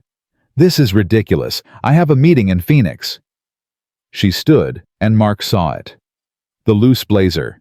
The way she held her arms slightly away from her body. Lift your shirt. Excuse me? Lift your shirt. Now. The woman's face changed. Fear replaced annoyance. Her hand moved toward her waistband. Rex growled. Don't, Mark warned. Whatever you're reaching for, don't. The woman's hand froze. Slowly, she lifted her blazer. Strapped to her torso was a flat prosthetic device. Not a pregnant belly, something thinner, more concealable. Something that could hide under business clothes.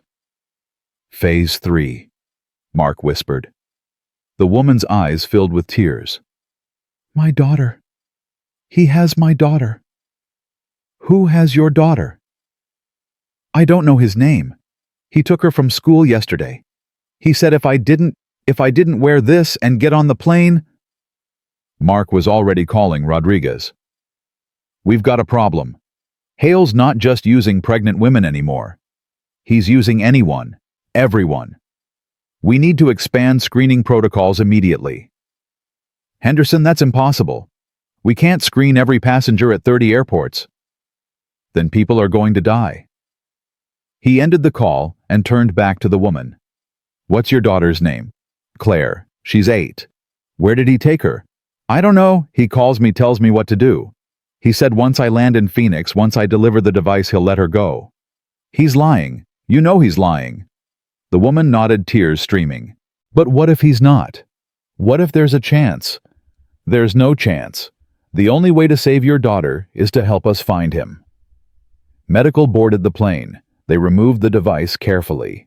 The woman sobbed the entire time. Mark got off the plane and immediately called Johnson. We need to find a missing 8-year-old girl named Claire, last seen yesterday near a school. Mother's name. He looked at the woman. What's your name? Jennifer. Jennifer Cole. Jennifer Cole's daughter. Get Amber Alert issued. Get local PD searching. Now. On it. Mark looked at Rodriguez. How many more flights are boarding? At Dallas 43 in the next 2 hours. We need more dogs.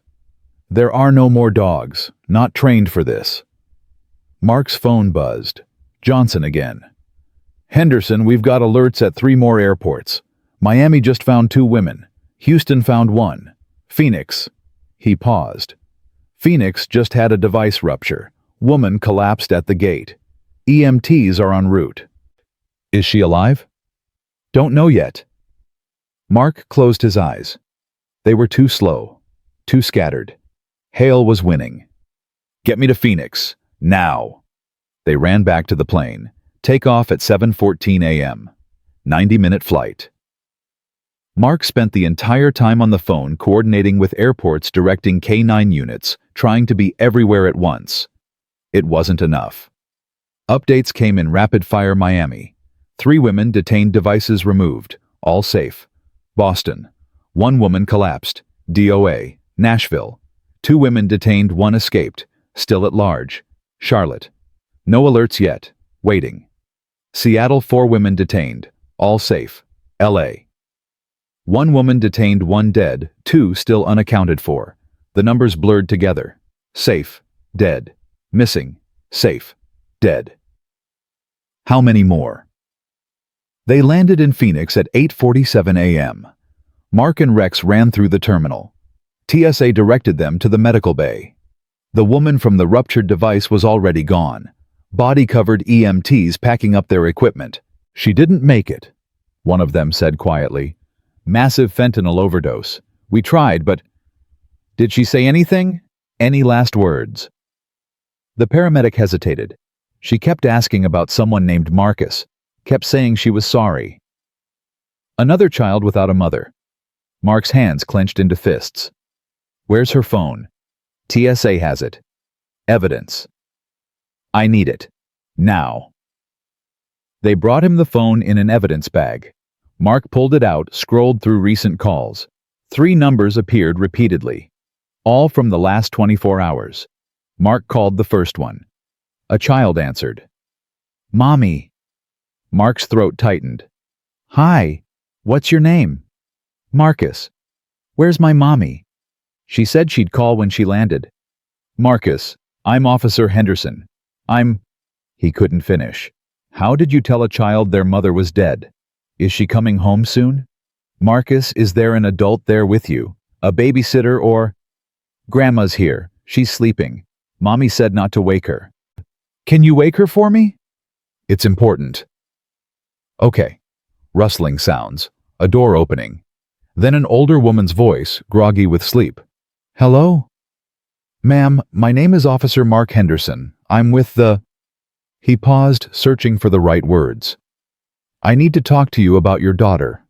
The silence on the other end told him she already knew. Oh God, she whispered. Oh God, no. Mark spent 5 minutes on the phone with her. 5 minutes that felt like 5 hours. When he finally hung up, his hands were shaking. Rodriguez touched his shoulder. Henderson, how many more calls like that am I going to make today? She didn't answer. His phone rang. The unknown number. Mark answered. Hale. Officer Henderson, how's your morning going? Where are you? Watching, always watching. You saved Jennifer Cole's daughter, by the way. Well done. We released Claire 20 minutes ago. Dropped her off at her school completely unharmed. You're lying. I checked the news. Mark put Hale on speaker and opened a browser. The headline hit him immediately. Missing 8-year-old found safe at Phoenix Elementary School. Claire Cole. Unharmed.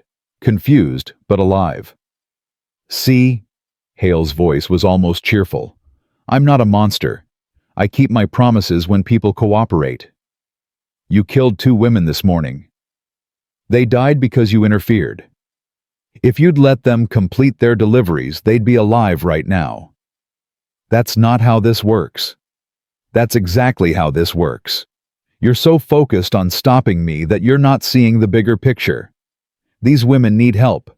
They need money for their children, for medical care, for survival. I provide that help. You take it away. By turning them into drug mules, by strapping bombs to their bodies. By giving them options they didn't have before, options your broken system never provided. Hale's voice hardened. How much does insulin cost in this country? Officer Henderson, how much does chemotherapy cost? How much does it cost to keep a child alive when you don't have insurance? That doesn't justify, doesn't it? You arrested Angela Reeves, removed her device, sent her home to her 3 children. And now what? She still can't afford their medical care. She's still drowning in debt. You didn't save her. You just delayed her suffering. Mark wanted to argue, wanted to tell Hale he was wrong. But part of him wondered if Hale had a point. Where are the other women? Mark asked. The 18 you said would be activated at noon. Curious, aren't you? Tell me, Officer Henderson, how many airports have you visited this morning? 3. And how many women have you personally saved? Mark did the math. Jennifer Cole. Angela Reeves. The 19-year-old in Dallas. 3. 3. Out of how many dead? 2. Are you sure? Because Seattle just had another capsule rupture. And LA's about to get very interesting. The line went dead. Mark was already running. Rodriguez, get me to LA. Now. Henderson, we can't keep hopping cities. We need a strategy. The strategy is saving lives. Get me to LA. They boarded the plane. Took off at 9:33 a.m. Mark's phone wouldn't stop buzzing. Updates from airports across the country. Some good, most bad. Atlanta. 2 women safe. 1 critical condition. Philadelphia. 3 women safe. Portland. 1 dead, 1 critical. San Francisco. 4 women detained, all safe. Houston. 2 women safe. 1 escaped into the city. The escaped women terrified Mark the most. Women carrying poison wandering through cities ticking time bombs that could rupture at any moment. They landed in LA at 10:41 a.m. TSA met them at the gate. We've got 5 pregnant women in secondary screening, all claiming to be legitimate travelers. But we also found this. They led Mark to a bathroom in Terminal 3. Inside a trash can wrapped in paper towels was a prosthetic belly. Empty, already delivered. Whoever was wearing this got through security, the TSA agent said. Could have been an hour ago. Could have been 3 minutes ago. Pull surveillance footage. Find her. Already working on it. Mark and Rex moved through the terminal. The dog's nose worked constantly, sampling thousands of scents per second. But there were too many people. Too much noise. Too much chaos. Rex stopped suddenly. His body went rigid. His ears shot forward. "What is it, boy?" Rex growled, then bolted toward Gate 77. Mark ran after him, his bad knees screaming. Gate 77 was boarding a flight to Miami. Passengers lined up, boarding passes ready. Rex pushed through the line, ignoring everyone, focused on one target. A teenage girl, maybe 16. Headphones in, scrolling her phone. Not pregnant. Not even wearing loose clothing. But Rex sat. "Miss, I need you to come with me." The girl pulled out her headphones. "What? Why?" "Just come with me, please. I'm going to miss my flight." "You're not getting on that plane."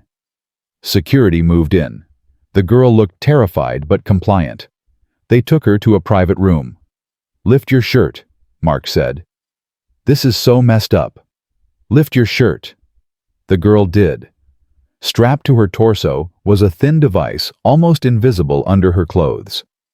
Mark's blood ran cold. "How old are you?" 16. "Who gave you this device?" Nobody gave it to me. It's mine." "It's filled with narcotics. You could die wearing this." The girl's face went pale. "What? No. He said it was just medicine. For sick kids in Miami. He said I was helping people." "Who said that?" "A man. He met me at school. Offered me $2,000 to deliver medicine to Miami. I thought..." Tears started. "I thought I was doing something good." 16 years old. Still a child. And Hale had turned her into a weapon. Medical removed the device. The girl sobbed the entire time. Mark's phone rang. "Johnson." "Henderson, we've got a problem.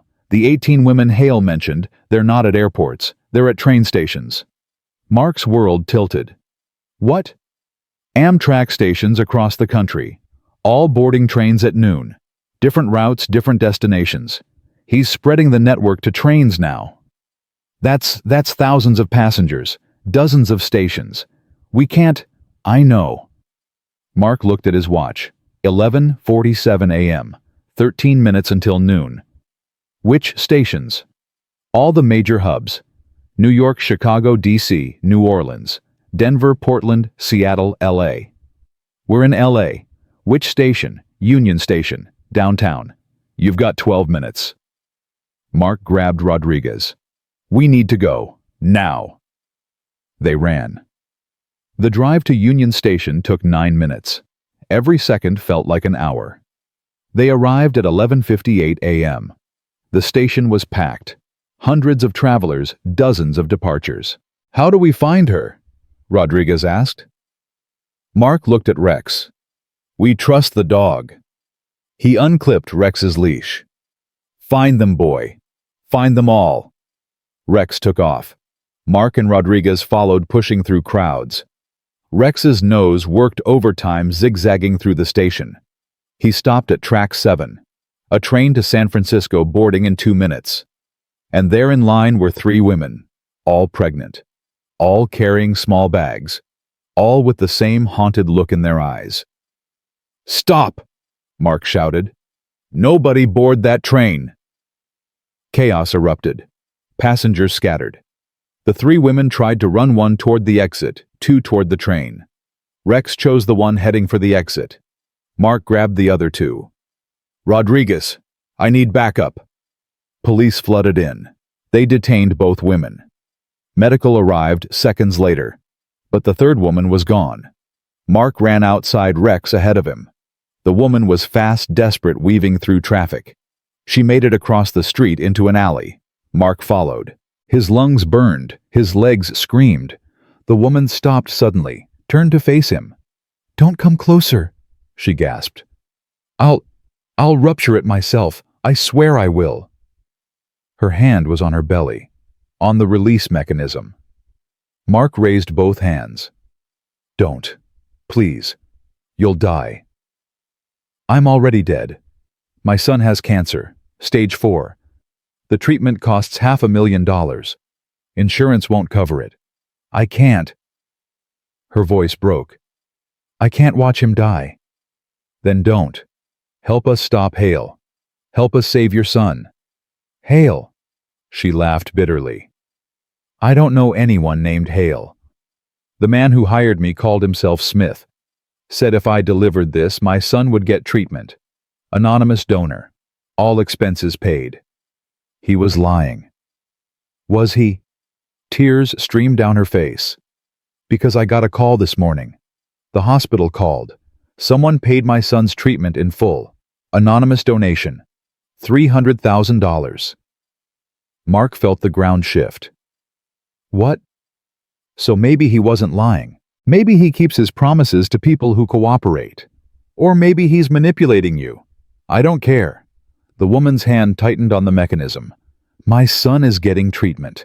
My son is going to live. That's all that matters. What's your son's name?" "David. He's 12. "And if you die here, if you rupture that device and poison yourself, what happens to David? Who takes care of him during treatment? Who holds his hand when he's scared?" The woman's hand trembled. "His grandmother. We'll step up. We'll do her best. But it won't be you. It won't be his mother. Stop. David needs you alive. Not rich. Not debt-free. Just alive." The woman's hand dropped. She collapsed to her knees, sobbing. Mark approached slowly. Rex stayed close, ready. "Let us remove the device. Let us keep you safe. And then we'll figure out how to help David. I promise." "You can't promise that." "No, but I can try." The woman looked up at him with shattered eyes. "Why do you care?" "Because someone has to." Medical arrived. They removed the device carefully. The woman, her name was Patricia, kept crying, kept asking about David, kept saying she was sorry. Mark's phone buzzed. 12:47 p.m. A text from the unknown number, 17 down. 1 to go. "But this one's Special Officer Henderson. This one's for you." Mark's blood turned to ice. "Rodriguez, where's the 18th woman?" She was already checking her phone. There's no reports of..." Another text, Lambert International Airport, Terminal C, right where this all started. Poetic. Don't you think Mark's hands shook? St. Louis. He's sending someone to St. Louis. But why? What's different about... Mark's phone rang. Johnson. His voice was panicked. "Henderson, you need to get to St. Louis. Now. Hale just posted another video. He's claiming the woman at Lambert isn't carrying narcotics." "Then what is she carrying?" "An actual bomb. He says if she doesn't deliver it, if anyone tries to remove it, it detonates. He says..." Johnson's voice cracked. "He says it's big enough to take out the entire terminal." Mark felt everything stop. A bomb. A real bomb. Not narcotics, not poison explosives. And he was in Los Angeles, 2,000 miles away. "Who do we have in St. Louis?" Mark asked. "Local K-9 units. Bomb squad on standby." "But Henderson..." "What?" "The woman wearing the device. We identified her from security footage." "Who is it?" Johnson was silent for a long moment. "It's Sarah Mitchell." Mark's world shattered. Sarah. The first woman they'd saved. The woman who'd cooperated, who'd testified, who'd helped them bring down Hale's network. "That's impossible. She's in witness protection." She walked out this morning, said she needed to see her son. By the time the agents realized what was happening, she was gone. Mark couldn't breathe. Hale got to her. Yeah. What did he promise her? We don't know, but Henderson, she's wearing the device. She's at the airport. And according to Hale's video, the bomb detonates in 90 minutes. Mark looked at his watch. 12:51 p.m. 90 minutes. He looked at Rodriguez. Get me to St. Louis. Now. Henderson. There's no way even with a direct flight, we can't make it in 90 minutes. Then we make it in 89. They ran. The DEA plane broke every speed regulation getting to St. Louis. Mark sat in silence, Rex pressed against his leg. His watch read 1:17 p.m. 73 minutes until detonation. Rodriguez was on 3 phones at once coordinating evacuation protocols, bomb squad deployment tactical teams. Her voice was steady professional, but Mark could see her hands shaking. Bomb squad confirms they've located Sarah Mitchell in Terminal C, she said. She's sitting near gate C14, not moving, not talking to anyone, just sitting there with her hands on her belly. Have they tried to approach her? Negative. Hale's video said any attempt to remove the device triggers immediate detonation. They're keeping a 50-foot perimeter. Mark's jaw clenched. What about Tommy? Her son. Still with the neighbor. Doesn't know what's happening. Keep it that way. The plane began its descent. Mark looked out the window. Lambert International stretched below them, sprawling and busy. Thousands of people down there, completely unaware that one woman was carrying enough explosives to kill hundreds. Evacuation status? Mark asked. They're clearing Terminal C now, telling passengers there's a mechanical issue rerouting flights. But Henderson? Rodriguez paused. They can't evacuate everyone. There are employees, maintenance crews, people in secure areas. Even if they clear the gates, there are still going to be people in that terminal. How many? Best estimate 200. Maybe more. 200 lives. And Sarah Mitchell sitting in the middle of them all. The plane touched down at 1:34 p.m. 56 minutes. Mark and Rex hit the ground running. A police escort waited, lights already flashing. They drove straight to Terminal C. The terminal was eerily quiet. Most passengers had been evacuated, but Mark could see staff members huddled in corners, bomb squad technicians setting up equipment, negotiators preparing their approach. And at gate C14, alone in a sea of empty chairs, sat Sarah Mitchell. She looked exactly as Mark remembered. Tired eyes, worn face, hands resting protectively over a belly that this time held something far more deadly than narcotics. Mark approached slowly. Rex stayed close, but his body language was different now, uncertain, confused, because Sarah wasn't a threat. She was a victim. Sarah, Mark called out gently. It's Officer Henderson. Can we talk? Sarah's head turned. Recognition flickered across her face, followed by shame, then despair. You can't come closer, she said. Her voice was hollow. If you come closer, it detonates. How do you know that? He told me. He showed me. There's a proximity sensor. If anyone gets within 20 feet, it goes off. Mark stopped at exactly 21 feet. Is that true? Or is that what Hale told you to keep people away? I don't know. I can't. Sarah's voice broke. I can't risk it. Talk to me. Tell me what happened. Sarah laughed bitterly. What happened? I testified against Hale. I helped you. I thought I was doing the right thing. And then yesterday someone grabbed Tommy from the playground. Mark's blood went cold. They took your son. For 4 hours. 4 hours of not knowing if he was alive, if he was hurt, if I'd ever see him again. And then Hale called, said if I wanted Tommy back, I'd do exactly what he told me. And he gave you Tommy back. Dropped him at my neighbor's house like nothing happened. Tommy doesn't even remember being taken. Hale drugged him, erased his memory somehow. My baby doesn't even know he was kidnapped. Tears streamed down Sarah's face. But I know. I'll always know. What did Hale tell you to do? Put on this device. Come to the airport. Sit in this exact spot until 2:30 p.m. And then, she couldn't finish. And then what? He didn't say. He just said, if I moved, if I tried to leave, if I let anyone remove the device. Sarah's hands pressed harder against the prosthetic. Tommy would disappear, permanently this time. Mark's mind raced. Where's Tommy now? With my neighbor. Safe. I think. I hope. Sarah looked at him with desperate eyes. Is he safe? Can you check? Can someone check? Rodriguez was already on her phone. Sending a unit to the neighbor's house now. Mark checked his watch. 1:41 p.m., 49 minutes. Sarah, I need you to listen to me very carefully. Hale is manipulating you. Whatever he promised, whatever he threatened. He killed Lisa Park. Sarah interrupted. I saw the news. The woman in Chicago. She had a daughter, too. Just like me. Her voice dropped to a whisper. Am I going to die like her? No. You can't promise that. Yes, I can, because I'm not leaving this terminal without you. Sarah shook her head. You don't understand. This isn't like the other devices. This is different. He showed me, he made me watch him arm it. There's enough explosive in here to... She stopped, unable to say it. To kill everyone in this terminal. Mark finished. I know.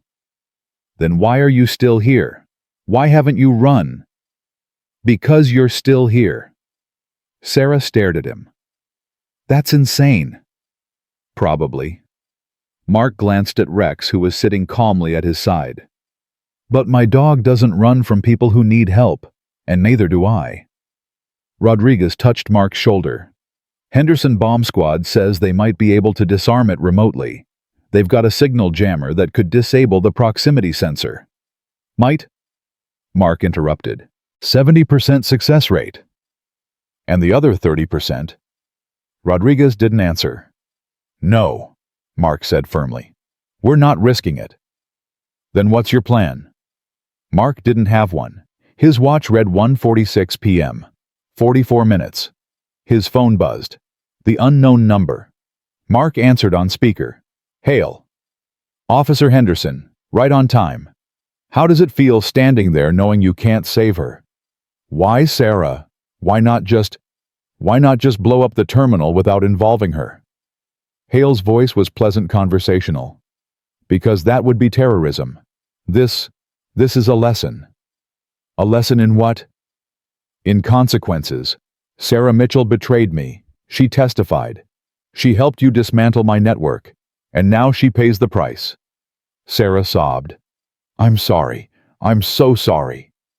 Sorry doesn't help, Sarah, Hale said. But don't worry. Your son will be taken care of. I've arranged for an anonymous trust fund. Tommy will have everything he needs, better than you could have ever provided. You're going to let him grow up thinking his mother was a terrorist, Mark said, a bomber who killed hundreds of people. Am I? Or am I giving him a better life than he would have had with a convicted drug smuggler for a mother? Hale paused. You see, Officer Henderson, I'm not the villain here. I'm the solution to a broken system. These women come to me because society failed them first. Society didn't strap a bomb to Sarah Mitchell's chest. You did. After she betrayed me. After she chose you over me. Actions have consequences. Mark's hand tightened on the phone. What do you want? Want I have everything I want. I've proven my point. The bomb detonates at 2:30. You have, let's see, 42 minutes to say goodbye. There has to be a way to stop this. There is. It's very simple, actually. Hale's voice turned cold. Sarah can walk out of the terminal, right now. She has my permission to leave. The proximity sensor won't trigger if she moves away from other people. She can walk out, get in a car, drive to the middle of nowhere and wait for the timer to run out. Save everyone else. Die alone in a field somewhere. Sarah's eyes widened. I can leave. You can leave, Hale confirmed. Take the bomb somewhere isolated. Be a hero. Save all those innocent people. Or stay where you are and let everyone die with you. Your choice. The line went dead. Sarah stood up slowly, Her whole body trembled. I can leave. I can save everyone. Sarah, wait. No. Her voice was stronger now. He's right. If I leave, if I drive somewhere empty, I save hundreds of people. You'll die. I was already going to die.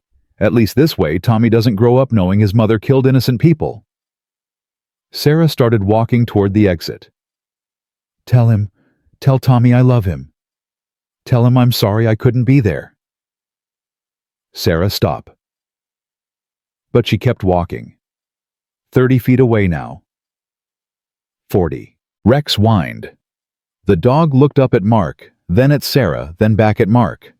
And Mark understood. Rex wasn't alerting to a bomb. He was alerting to a lie. Sarah, stop, Mark shouted. It's a trap. Sarah paused. What? Think about it. Why would Hale give you an out? Why would he let you save everyone else? Because he wants me to die alone, as punishment. No, because he wants you to walk out of this terminal and detonate in a populated area outside. Parking garage drop-off zone wherever there are more people. Mark's mind raced. He evacuated Terminal C. That means fewer casualties here. But outside, thousands of travelers' cars, families picking up loved ones. The death toll would be massive. Sarah's face went ashen. Oh God. That's his real target. That's his lesson. He makes you think you're being heroic, makes you walk right into a crowd, and then, I can't move. I can't. Sarah sank back into the chair. I can't go anywhere. I can't stay here. What do I do? Mark checked his watch. 1:54 p.m., 36 minutes. Rodriguez's phone rang. She answered, listened, then looked at Mark. Tommy's safe. Unit confirmed visual. He's playing in the neighbor's backyard. No sign of any threats. Sarah's relief was visible. He's okay. He's really okay. He's safe, Mark confirmed. Hale was bluffing. Or he's waiting until after I'm dead to take him. Sarah's hands pressed against the device. As long as this thing is on me, Tommy's in danger. Mark's phone buzzed. A text from Johnson. Found something in Hale's financial records. 6 offshore accounts, all emptied in the last 48 hours. Total $47 million. He's liquidating everything. Planning to disappear. Mark typed back. Where is he? The response came immediately. We don't know. His phone's been dark for an hour. He's gone. Gone. With $47 million. While Sarah sat here wearing his final revenge. Mark looked at Rex. The dog was staring at Sarah with that intense, focused expression he got when he was working. Rex, check. The dog stood, started to move toward Sarah, then stopped, sat down, looked back at Mark. No alert. Mark's heart skipped. Rex, check again. Rex didn't move. Henderson, what's wrong? Rodriguez asked. He's not alerting. Mark stared at his dog. Rex always alerts to explosives. Always. But he's not alerting to Sarah. What does that mean? Mark thought about Lisa Park, about Angela Reeves, about the 13-year-old girl in L.A. He thought about how Rex had behaved with each of them. The desperate barking, the whining, the absolute certainty that something was wrong. And then he thought about Sarah, about how Rex had approached her calmly, without urgency. There's no bomb, Mark said quietly. What? Rodriguez stared at him. Henderson Hale's video was a lie, or a bluff, or a test. Mark started walking toward Sarah. 20 feet, you said. That's when the proximity sensor triggers. Don't, Sarah screamed. Please, don't. Mark walked past the 20-foot mark. Nothing happened. 15 feet, 10 feet, 5 feet. He stopped directly in front of Sarah. Still nothing. It's not real, Mark said gently. The bomb isn't real. Sarah's face crumpled. But he showed me, he made me watch. He showed you something. But Sarah, my dog has never been wrong. Not once in 12 years. If there were explosives in that device, Rex would be going crazy right now, and he's not. Then what is it? What am I wearing? I don't know, but we're going to find out. Mark gestured to the bomb squad. They approached cautiously, scanning equipment held high. No explosive signature, one of them confirmed after a moment. Whatever's in there, it's not a bomb. They removed the device carefully. Sarah sobbed with relief as the straps came loose as the weight lifted from her body. Inside the prosthetic, they found something that made Mark's blood boil. A phone, recording everything, and a note. "Congratulations, Officer Henderson. You passed the test. But the real game starts now. VH." Mark stared at the note, his hands shaking. This had all been theater. A performance. Hale had evacuated Terminal C, made everyone think there was a bomb watched as they scrambled and panicked and prepared for mass casualties. All to prove a point. All to show that he could manipulate everyone, even Mark. "He's been watching," Rodriguez said quietly. "This whole time, he's been watching our response. He's studying us," Mark realized. "Learning our protocols, our procedures, our response times. This was reconnaissance. For what?" Mark looked at his watch. 2:11 p.m.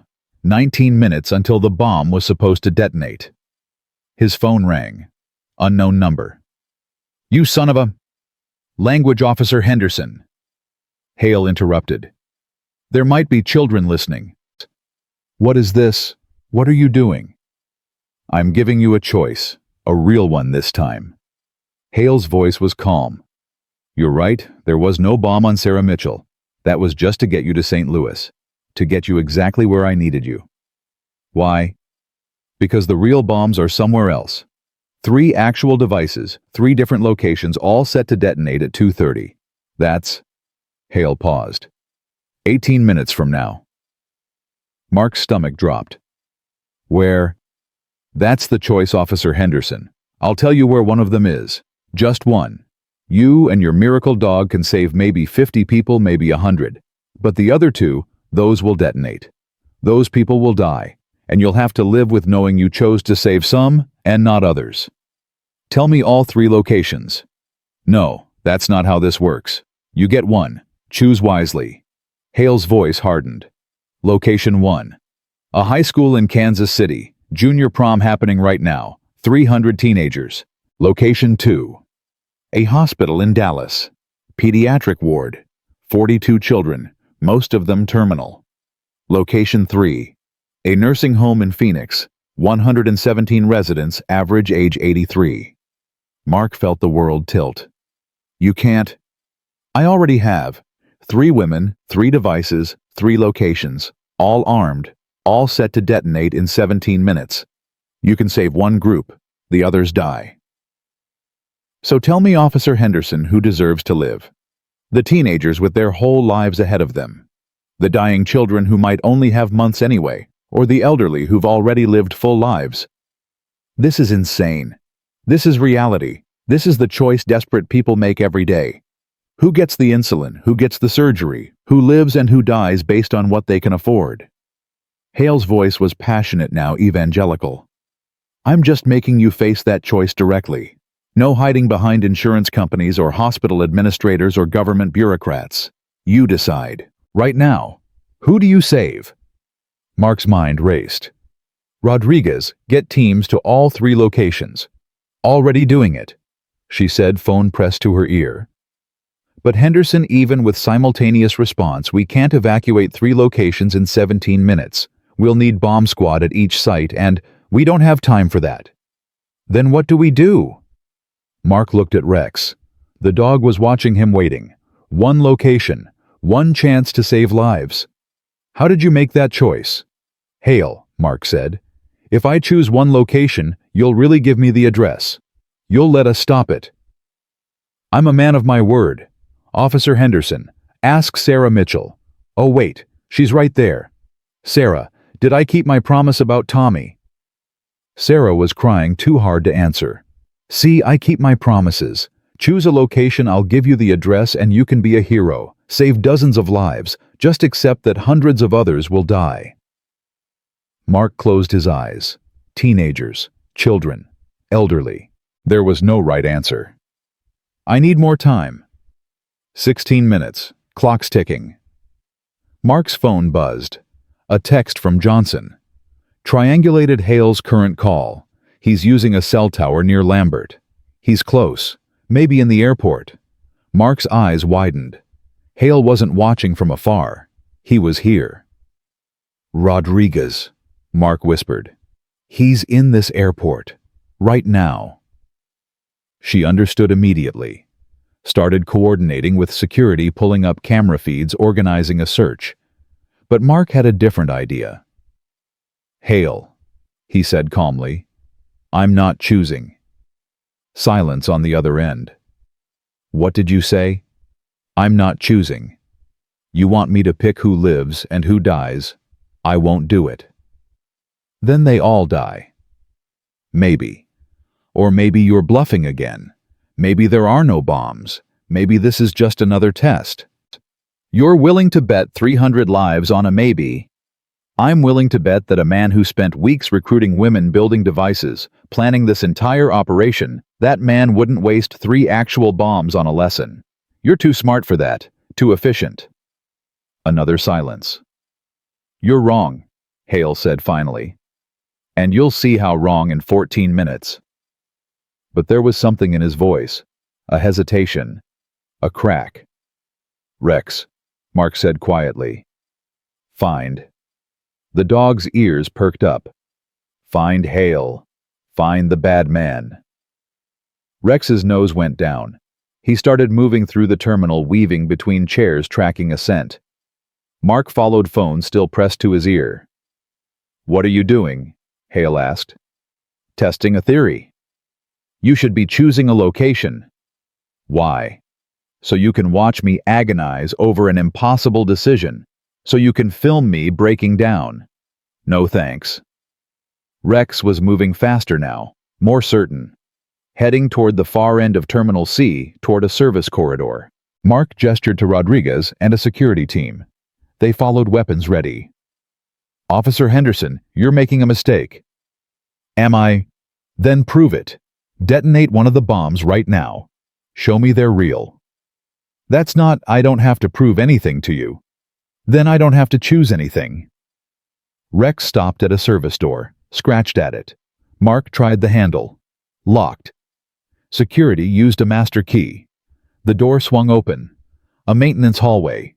Dim lights, concrete floor. And at the far end, sitting on a plastic crate with a laptop open beside him, was Victor Hale. He looked up as they entered. No panic, no attempt to run. He just smiled. Hello, Officer Henderson. I was wondering how long it would take you to find me. Mark's gun was out before he'd consciously decided to draw it. Hands up. Now. Hale raised his hand slowly. You're making a mistake. Even if you arrest me, those bombs are still armed. Still counting down. 12 minutes now. Show me. What? Show me the bombs. Prove they're real. Hale gestured to his laptop. It's all right there. Live feeds from all 3 locations. You can watch the timers count down if you'd like. Mark approached carefully, gun still trained on Hale. He looked at the laptop screen. 3 video feeds. A high school gym full of teenagers dancing. A hospital pediatric ward with children in beds. A nursing home common area with elderly residents watching television. And in each feed, clearly visible, was a pregnant woman sitting alone. Hands on her belly. Not moving. Mark's blood went cold. They're real. I told you, I always keep my promises. Rodriguez was on her phone, already coordinating response teams. Kansas City PD is en route to the high school. Dallas Fire Department is evacuating the hospital. Phoenix. 10 minutes. Hale interrupted. You think you can evacuate 3 buildings in 10 minutes? I chose these locations specifically because they're difficult to evacuate quickly. Children on ventilators. Elderly residents who can't walk. Teenagers who won't take a bomb threat seriously because they think it's a prank. Mark stared at the screens, at the three women, at the innocent people surrounding them. "Why?" he asked quietly. "Why do this?" "Because someone has to show the world how broken the system is, how desperate people have become, how easy it is to turn victims into weapons." Hale leaned forward. "Every woman wearing my devices has a story, Officer Henderson. Medical debt, sick children, impossible choices. And your system failed them all. I'm just making that failure visible. By killing innocent people. By making you choose who deserves to live. That's what your system does every day. It just doesn't make you watch." Mark's watch read 2:21 p.m. 9 minutes. He looked at Rex. The dog was sitting calmly watching Hale. And suddenly, Mark understood. "You're not going to detonate them." Hale raised an eyebrow. "Excuse me. You're not going to detonate them, because you need those women to live. They're your proof, your evidence. 3 women who agreed to wear bombs into populated areas. That's your story. That's your message." Mark holstered his weapon. "But if they die, if you murder 300 people, you stop being a revolutionary and start being a terrorist, and your message dies with them." Hale's smile faded slightly. "You wanted me to agonize over the choice, to break down, to choose one location over another, so you could film it, post it, show the world how impossible these decisions are." Mark stepped closer. "But I'm not playing. Arrest him." Security moved in. Hale didn't resist, but as they cuffed him, he looked at Mark with cold eyes. "You're wrong. You'll see how wrong in 7 minutes." Mark grabbed the laptop. "Rodriguez, which team is closest to their target?" "Phoenix, they're 2 minutes out." "Tell them to run." The next 7 minutes were the longest of Mark's life. He watched the laptop screens, watched the Phoenix team storm into the nursing home, weapons drawn, shouting orders. Watched them reach the pregnant woman, barely more than a girl really, and carefully, so carefully, remove the device from her body. Kansas City was next. SWAT team burst into the high school gym. Teenagers scattered screaming, but the team found their target removed. The device cleared the building. Dallas was last. The hospital evacuation was chaos, nurses carrying babies, doctors pushing beds, families crying. But they got everyone out. They found the woman. They removed the device. Mark's watch read 2:29 p.m., 1 minute until Hale's deadline. All 3 devices sat in containment units, bomb squad technicians examining them carefully. "Henderson," Rodriguez said quietly. "They're all disarmed. No explosives found." Mark looked at Hale. "They were fake. All of them." Hale said nothing, but his silence was answer enough. "You son of a—" Mark stopped himself. "You terrorized 300 people. You traumatized 3 women. You wasted resources across 4 states. For what? To prove a point. To prove the system is broken," Hale said calmly. "And I did. Look at the chaos. Look at the fear. Look at how quickly everything falls apart when people realize how vulnerable they really are. All you proved is that you're willing to destroy lives to feed your ego. No. I proved that your system only works when it's not tested. Put pressure on it and it collapses. Make people choose between impossible options and they break." Hale leaned back in his chair, hands cuffed behind him. "You think you won today, Officer Henderson? You didn't. Because tomorrow there will be another desperate mother, another sick child, another impossible debt, and your system still won't have answers for them." Mark stared at him. "You're right about one thing. The system is broken. People are desperate. Families are suffering. But you didn't help any of them. You made it worse." "Did I tell that to the women whose medical bills I paid? Tell that to the children who got treatment because I provided the money their system wouldn't? You mean the children whose mothers you turned into criminals? The children who'll grow up knowing their mothers smuggled drugs to save them?" Mark shook his head. "That's not help. That's exploitation." Hale smiled. "We'll see what the public thinks. We'll see whose story resonates. Federal agents arrived to take Hale into custody. As they led him away, he looked back at Mark one last time. "This isn't over, Officer Henderson. I'm just the first. Others will come. Others who see what I see. And your dog won't be able to stop them all." Then he was gone. Mark stood in the empty service corridor, Rex at his side. His hands were shaking. His legs barely supported him. "Is it over?" Rodriguez asked quietly. "For now." The women, the 3 from today, in custody, being evaluated. They'll need lawyers' counseling, probably witness protection. Mark rubbed his face. Just like Sarah, just like Angela, just like all of them. We saved them. Did we? Or did we just delay their suffering? Rodriguez touched his arm. "Henderson, you stopped a terrorist network. You saved dozens of lives. You prevented." "I know what I prevented. But Hale's right about one thing. Tomorrow there will be another desperate mother, another sick child, and we still won't have answers." Mark looked at Rex. The dog was watching him with those deep, soulful eyes. "Come on, boy. Let's go home." They walked out of Lambert International together, the same terminal where this had all started, where Rex had first barked at Sarah Mitchell, where everything had changed. The sun was setting as they reached Mark's truck. He opened the passenger door and Rex jumped in.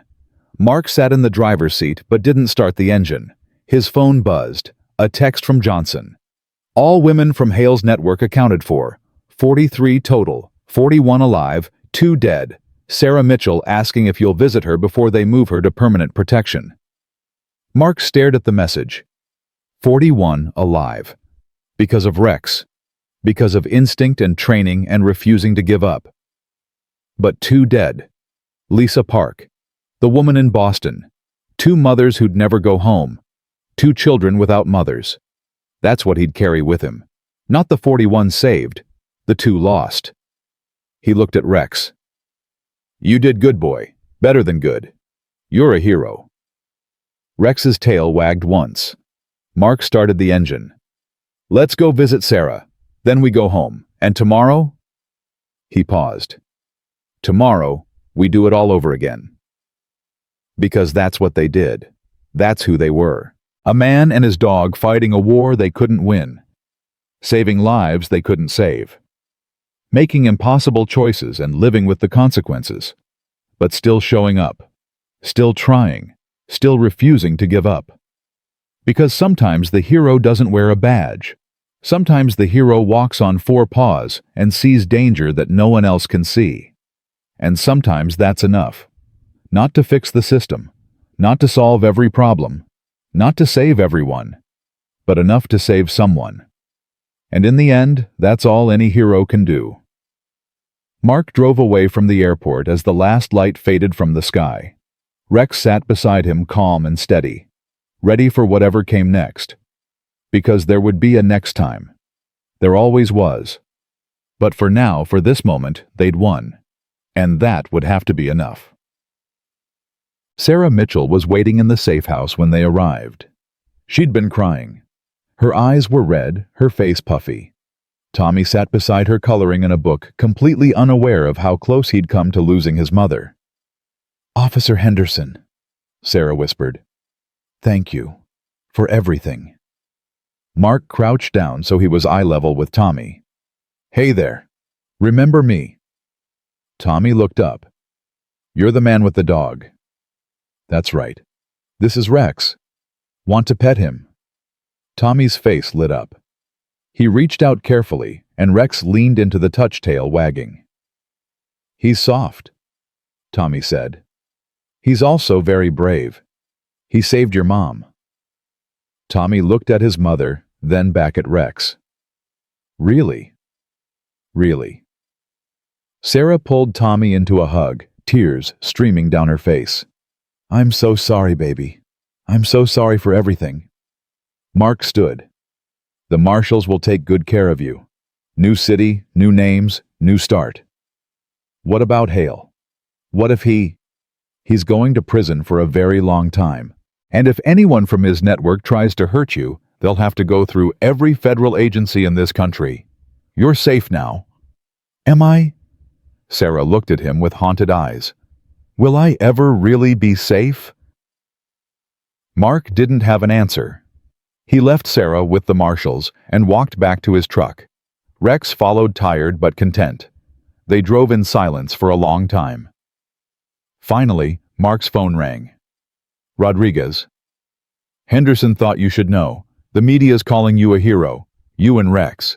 They're saying you prevented the biggest terrorist attack since 9/11. It wasn't an attack. It was a bluff. Tell that to the 300 people who thought they were going to die. Tell that to the parents who watched SWAT teams evacuate their children. To them, it was real. Mark supposed that was true. There's something else, Rodriguez continued.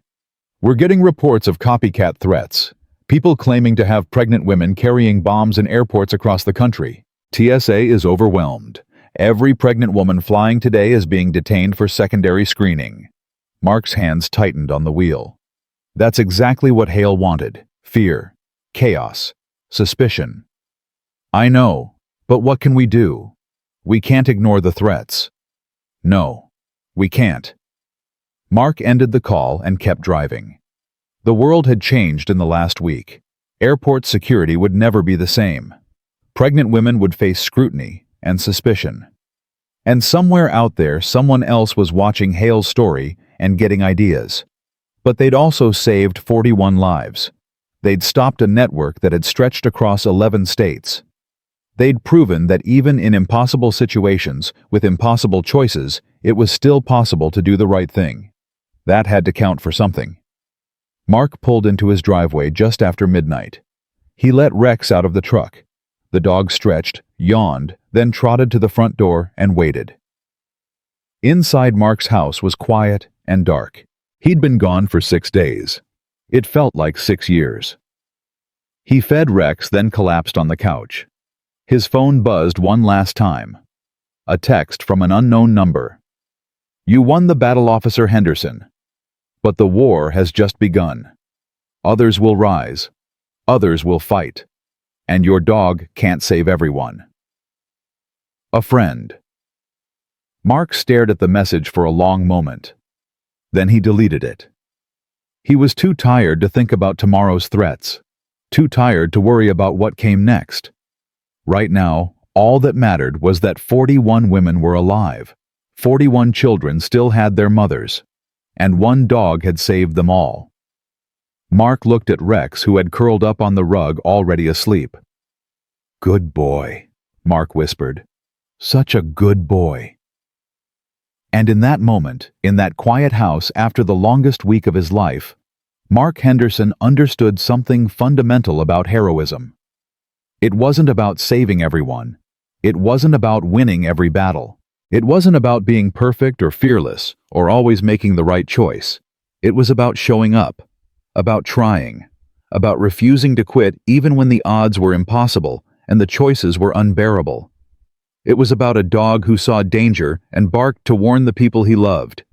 It was about a man who listened to that dog even when everyone else thought he was crazy. And it was about 41 women who got a second chance because someone refused to give up on them. That was enough. That would always be enough. Mark closed his eyes and finally let himself rest. Tomorrow would bring new threats, new challenges, new impossible choices. But tonight, they'd won. And that was everything.